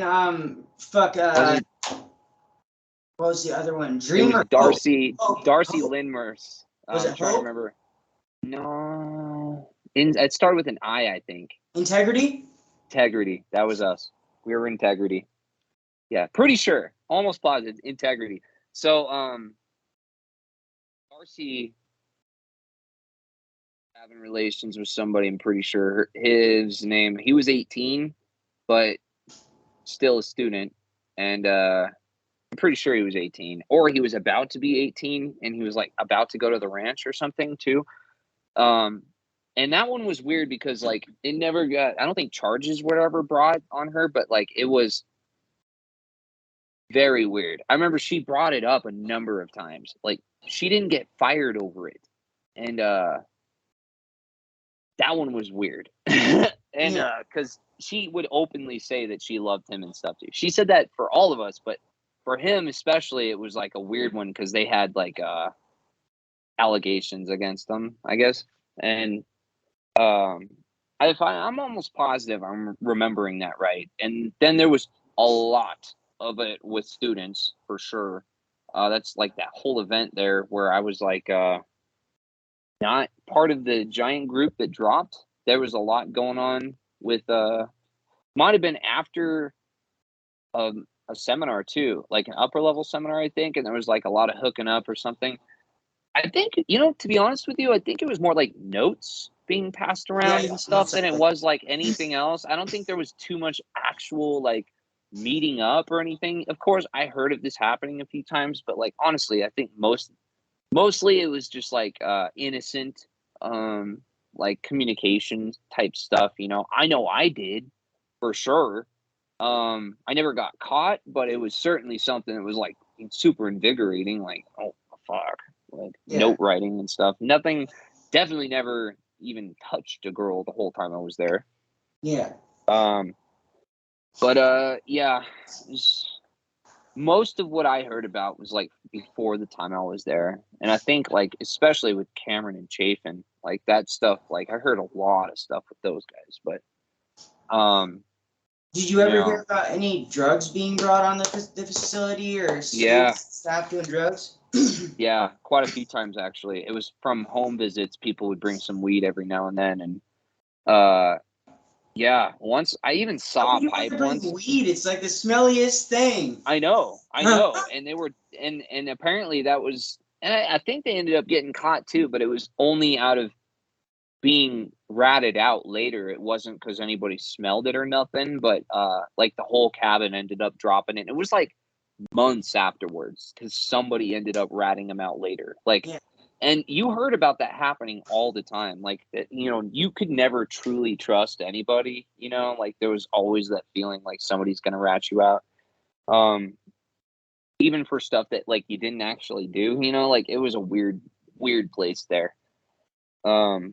But yeah, definitely a few times. I know hard drugs too, like stuff that I kind of was still like not even familiar with. Like a lot of the hard drugs like that for me like came after the program, partly from being desensitized to the stuff like in the program, like hearing people talk about it like it was nothing. No, that's like, exactly what happened to me too, and how bomb it was, you know, and how I needed to yeah, try. like I remember going into meth going, oh, it's just meth.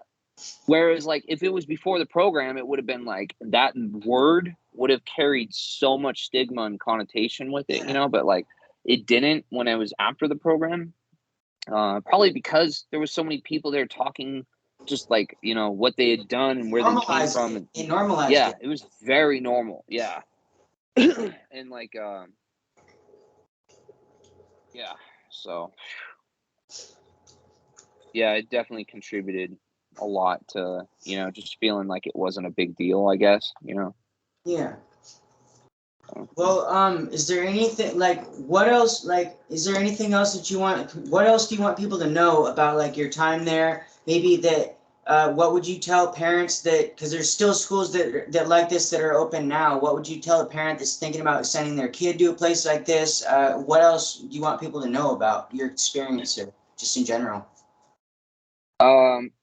Well, I think I hit all my notes there. I mean, number one, like I have 4 kids now, and I know I don't think I would ever, given any circumstance, trust an institution, let alone just a group of people, like more than myself or my family, for that matter, to like actually not help them, just truly care about them, like you could, like, and you know, I think ultimately that's what it comes down to. Like when it comes to helping, like your kid is like, you know, you can't just throw money at that kind of problem. And that's kind of what, you know, I felt like Spring Creek was just doing, was catching the bills for all that. So, no, I think I hit everything that I wanted to on the stories. Yeah. So long story short, you know, it's not too much. I would like jump in a time machine and go back in time and change. Right. So yeah, would you do that? I was gonna ask if you No, could go back in time. You would. no, Okay. I wouldn't. You know why? Because I've gone through shit in my life now where I can look back and go, that wasn't that bad at all. You know, most of the shit I've gone through in my life now has been directly correlatable, like, or like able to be compared to the trauma that I experienced there. And I can tell you, like, it's made everything else in my life worth living more. Everything, I feel a little more grateful for things now than I think I would have if I hadn't have gone there. I don't know exactly, but something deep inside me tells me like I'm glad that I had that experience. Now, it's not something I would wish upon my worst enemy or their children, but you know, like it certainly paved the roads in the future for like having more to be like savor. You know what I mean? Like for sure. Kind of made some other things that probably could have been like I wouldn't have gotten over it easy, made that a lot easier to get over and move past and just move on to the next thing. So yeah, no, I wouldn't. I would not jump in a time machine and change that time. There's only like a couple things in my life I would do that, and that's not one of them. Probably because like now, like like I said, like at least I can read good. You know. Yeah. One good benefit. Ended up graduating high school, so Yeah. that was a good thing. You know, there's a lot of things that came out of that was good. And then, you know, like also like I am glad I had my parents, you know, now. And there's a few things that I've kind of like realized like as an adult, like, oh yeah, that was a good thing to at least understand like for a little period of time, like, you know, you're not just the center of the universe. Yeah. So yeah, in a way. But I don't wish it upon my worst enemy for sure. Okay, and I actually had a few more questions for you now that I think of it. I wanted to talk to you a little bit about reintegration into society after you got out. How was that for you? I know that you heard that you're they normalized the drug thing for you. So like I want to know like when you got out, was it straight into hard drugs? Like what happened for you? Like what was hard for you? I know for me, for example, I was always waiting for the shoe to drop. For the next shoe to drop, like always look behind my back, always thinking that I was not doing things right enough. I got really bad OCD when I got out. My perfectionism was off the walls. So like, how are things for you, like readjusting into society? It was hard. I think it was hard because, like I said, I felt like the world owed me a vacation. So, like, you know, in a way, it didn't matter like who was taking the form of the world at that time. Like, I was gonna work for it, but I was going to get my time, you know, I guess. And like, I guess what I'm trying to say is like that was my girlfriend at the time, that was my parents at the time, that was my employer at the time, pretty much everyone at the time. It took time for me to go into a place where I was going to be like doing hard drugs, but I think that's because I had to run my gambit first. And you know, and so long story short, like I got out of the program. My parents are still in England. They sent me to live with my grandma in Flagstaff, Arizona, and like I was living with her for maybe 2 months, just long enough to turn 18, and just long enough to figure out that like, well, I kind of want to be freer than this, you know? And like not that she had me under lock and key, but like I was ready to be an actual adult, you know, like I was ready to go live, and I didn't give a shit if I had a uh like secure form of income. I didn't care about a lot of stuff. Like to me at the time, the first girl that called me from high school and was like, "Oh, hey," like, you know, and we hooked up, and it's like moving in a month later, and then breaking up 2 months later, and then just kind of running through like I was pretty much homeless a couple times, like couch surfing, and loving it. Like I didn't consider myself homeless. I didn't consider myself unhappy, and I certainly didn't think I was like having a rough time. You know, like I was doing. I think I had two jobs at the time too. It was like working two minimum wage jobs at part time, and I had a bike. You know, and pretty good. And it took a long time, like 3 or 4 years, having a kid, and then going through a semi-divorce, joining the army, and then getting through a real divorce and losing custody of that kid, my first child, that had the most impact on me, and like kind of grew up super fast and realized like, oh yeah, okay, this little vacation that I felt like I was owed is over. You know what I mean? Like it's over. I'm an adult now, and no one feels sorry for me. You know what I mean? Like Yeah. I'm an adult now. Cares Yeah. what the hell I have to say about my past, you know, or whatever. Like it's just I'm a man now, and no one cares like what the reasons for me being the way I am are. Like I just have to fix myself, you know? And and like yeah, it was I wasn't ready to do that yet. Like, you know, after the army, to answer your question, it took about 5 years after the program to fully go down a road. And by the way, when I was in the army, I dated that girl that I was in my integrity family with. Her name was Maggie, and we dated for like 2 years. No, I'm sorry, like almost a year. And she had a 2-year-old daughter at the time, and I had already like pretty much lost custody of my daughter, and I'm hearing her tell me these stories about like how she had like for the past 3 or 4 years gone through like a terrible drug period before her daughter was born, and lost the father to her daughter to drugs, and like this is all after the program. And like I remember hearing stories like I was telling you of her going through shit before the program, and like that being an eye-opening experience. Like wow, like you can do heroin before 18. Like how, who the fuck is it, a kid heroin? You know, like just didn't dawn on me like any of that was real. But long story short, like I ended up, we didn't work out, like because I was still broken. I hadn't gone through my like realization processes yet. Got out of the army, was pretty much like in one of those like stereotypical periods of like I don't know what I want to do, I don't know who I am.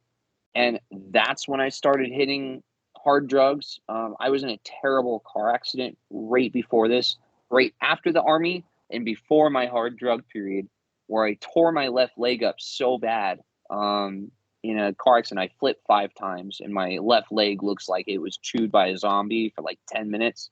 still to they this put you day. on they put you on pain pills? Yeah, tons of them. Dilaudid, I was on all kinds. And I don't blame that because I'd been on pain meds before and I knew what I was getting myself into, you know, but I was certainly abusing the living hell out of them.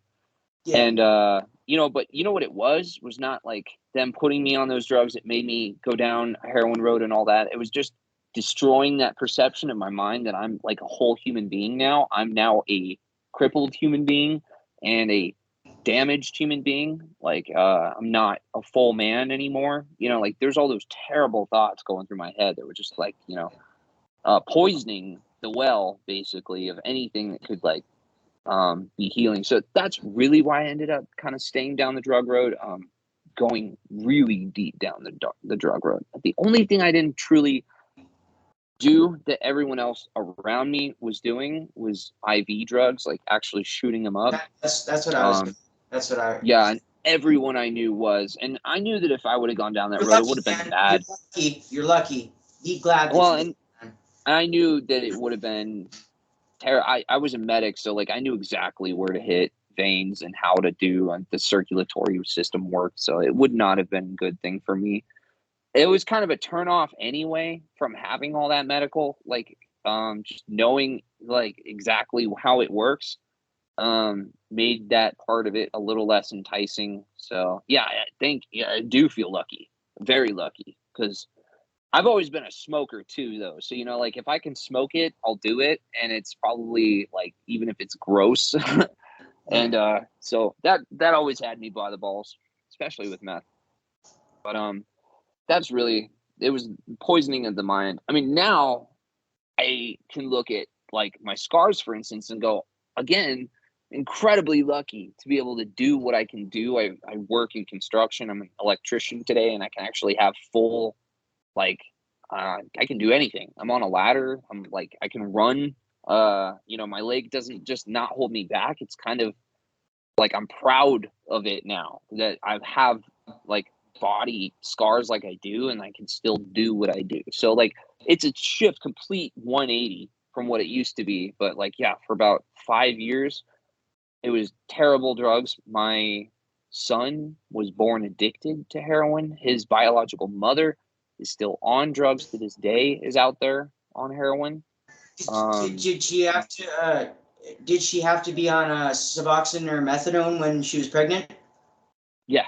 Well, not Okay. well. She didn't see a doctor once while she was pregnant, so no. Oh, okay. After he was born, he was immediately put on just a drip of. He was given not methadone. It was actual like morphine.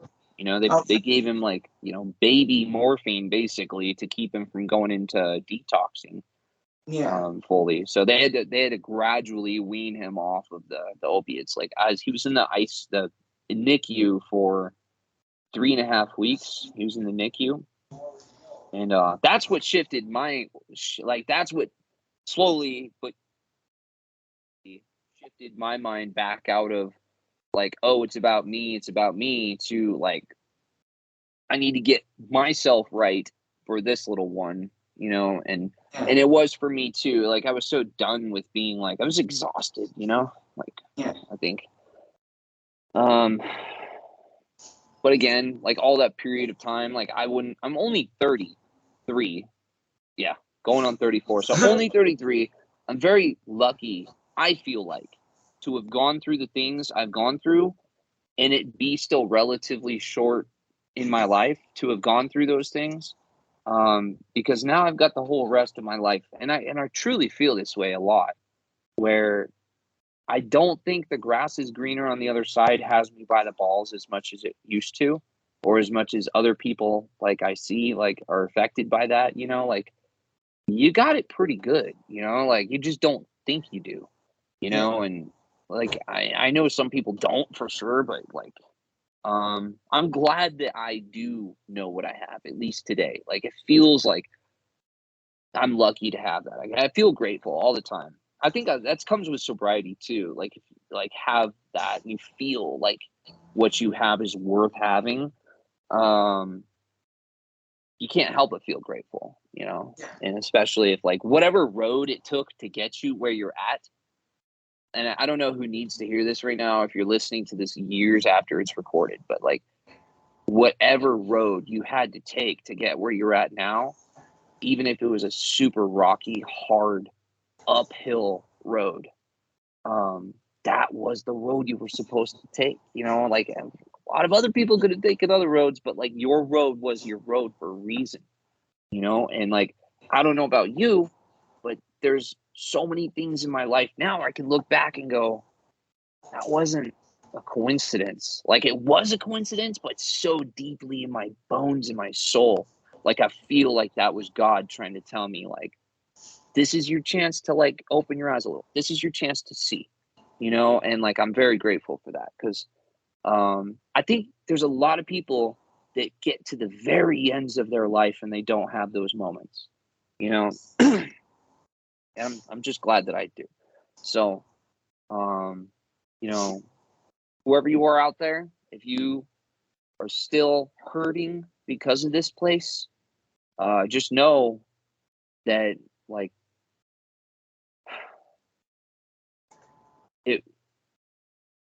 it's hard to think of it like this, but there are so many things that you can draw upon that are core strengths, that being an adult now and going through what you went through in that place, you can draw upon, you know, like those are pillars of strength now.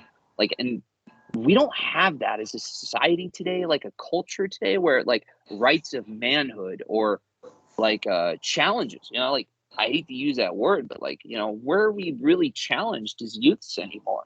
And like truly challenged, like something that truly changes you from a boy to a man or a girl to a woman or whatever.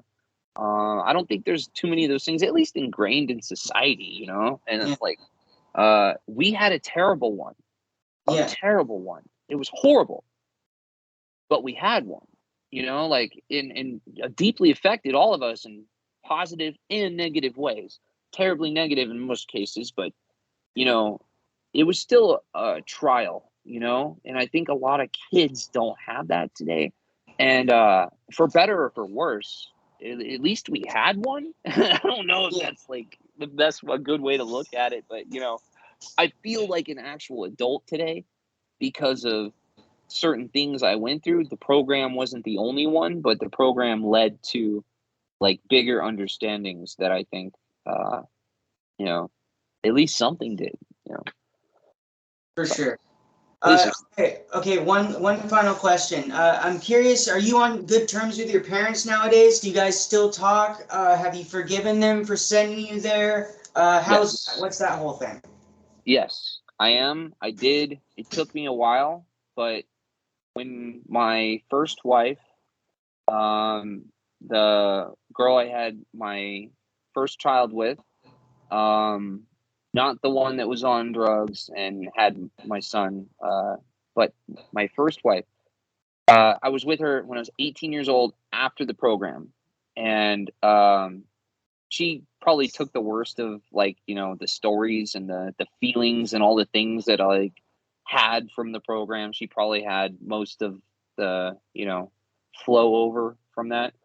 And we had a pretty good relationship for a long time, but about a year and a half into dating and after 6 months after having a daughter, her mother was killed in a motorcycle accident. She had gotten on the back of a motorcycle after being at the bar at night, and like she'd actually called us that night and asked for a ride home, but you know, we just got our daughter down to sleep, and you know, it was one of those mistakes where you can't take it back. But she told her no, just find your own ride home, and they had that kind of relationship where it was just like, you know, on and off, you know, stuff like that. Her mom didn't have the best reputation for being responsible like that either. So I wasn't talking to my parents. I had reserved myself to never really, just not being angry at them for the rest of my life, just not caring about them, because that's how I felt like they deserved to be treated after what they had done to me for 2 years. Just that they didn't deserve to have my like attention. Like, I don't know exactly how I felt about it. It was like apathy was the way to go in my mind. Like, they didn't deserve my anger almost either. Like, I'm just going to live my life. That's kind of the place I was at. And, but it was very much like, I remember telling my dad, like when I had my little girl, and my dad was like, I can't wait to teach her how to swim. And I was like, why would you teach her to swim? You didn't teach me how to swim. You don't care about me, blah, blah, blah, blah, blah, blah. And I remember doing that, and like there was still a lot of that resentment and anger, from like stemming from the program, but also from before. And long story short, when my first wife had her mother killed in this motorcycle accident, it completely changed everything overnight. For one, she didn't die right away. It took 3 days just to figure out that she was brain dead.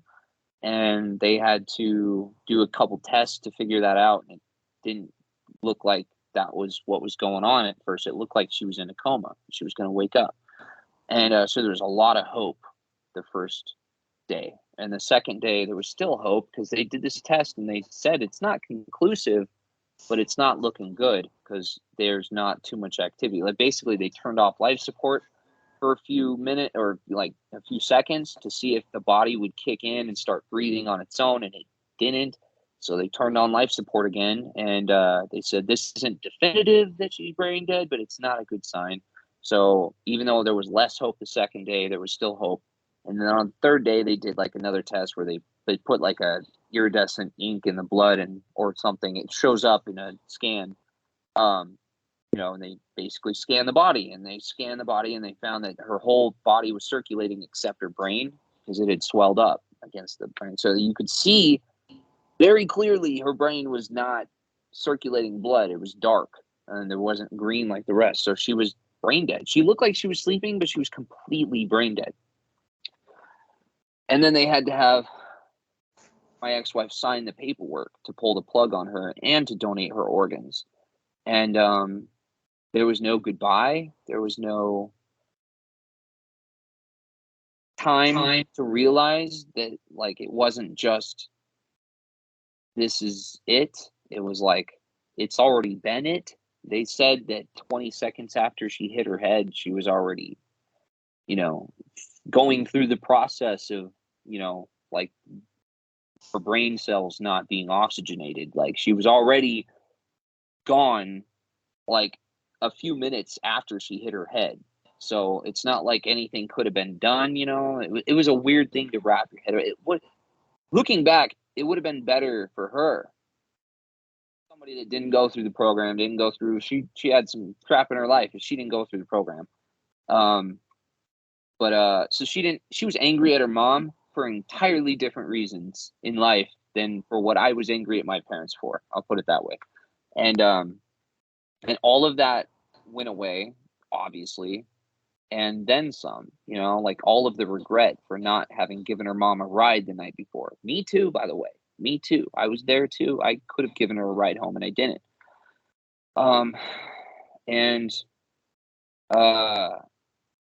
The last thing she had ever told her mom before that was like, fuck off over something. So it was like, there wasn't even a last like good feeling, like nothing.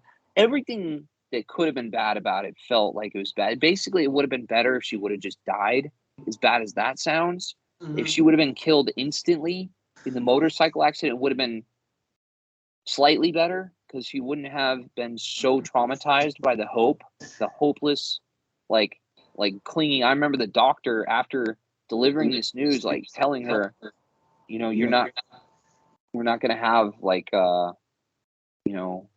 time to wait. Like, this is it. Like, we either pull the plug now or we, basically who's going to pull the plug? That's kind of what the question was at that point. Was not like, how are we going to pull the plug? Which one of you guys is going to sign to pull the plug? And by the way, would you like to donate her organs? Because she wasn't an organ donor, but if you want, like, we can go ahead and do this or something like around those grounds. But basically, they had to put it on my ex and not the grandma because she couldn't do it, So, like, she also had to sign the paperwork to, like, kill her mother, So it wasn't. It was terrible. And I can tell you, like, I called my mom from the hospital, like, there, and said, I still very upset about the program, still very angry, but I do not hate you guys. I love you guys. I want to have a relationship with you, and I'm sorry for being a jerk. Because if anything ever happened like this, I wouldn't want the last thing I ever said to you to be some of the things I've said to you. So, no, it changed everything. The day after that happened, and it was weird too for my ex too, because I think like the day that her mom died was the day that my parents kind of came back into my life a little bit. So that was weird too, but I never looked back after that. Death and rebirth. Yeah. I didn't have a genuine relationship with my father in my entire life. He was military, very passive in raising me. But after kids are getting Riley. I better go here soon. But I'll put it this way. Long story short, it took me a long time to try to work on a genuine relationship with my father, in which today has definitely borne fruit. But it took a long time, probably more effort on my part than his. But he was reciprocated. So like we do have a genuine good relationship today, and he's proud of me, and like it's like a really beautiful thing. It took a lot of work though, you know what I mean? And like my mom didn't want that with her dad. Like it's kind of funny. Like look at why the hell did I want that so bad? Like after going through like what I went through, I don't know. But like I am glad for that today. I definitely do have a relationship with my parents. I look at them as more victims of the whole Spring Creek thing than anything, Like I definitely know my parents were trying to do what they thought was best.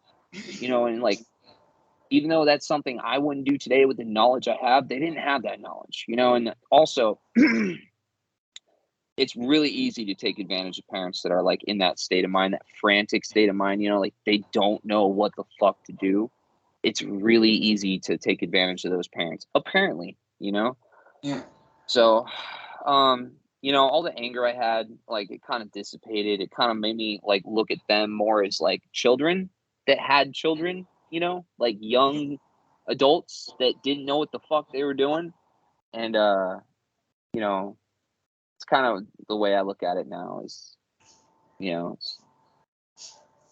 Cool, man. Well, thank you so much. Unless you have anything else, we're going like 2.5 hours. The viewers will be yeah. This episode. Your longest one? Am I your longest one so I think far? you're the longest one so far, yeah. The viewers are going to be very happy with this video. I will say that. They love the long cool. videos, so. We'll see if anybody can get through the whole thing with my blabbing. So we'll see. Sure they will. I'm sure I know there's a bunch of people that will like watching all of these. I mean, I would, I do.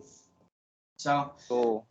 Yeah, thank you so much for coming on. And if there's ever anything that you forgot or remember or whatnot, there's usually a bunch of stuff that comes up after I do interviews with people like this. So just write it down and we'll do a part 2. Or if you ever need to talk to anybody, message me. I'm always here, man. Cool, man. Thank you so much for this opportunity. It was really great. Thank you so problem, much. man. You have a wonderful night. Take care of your family, brother. Yep. All right. Thank you. Have a good night, too. All right. Peace. Bye. Bye, everybody.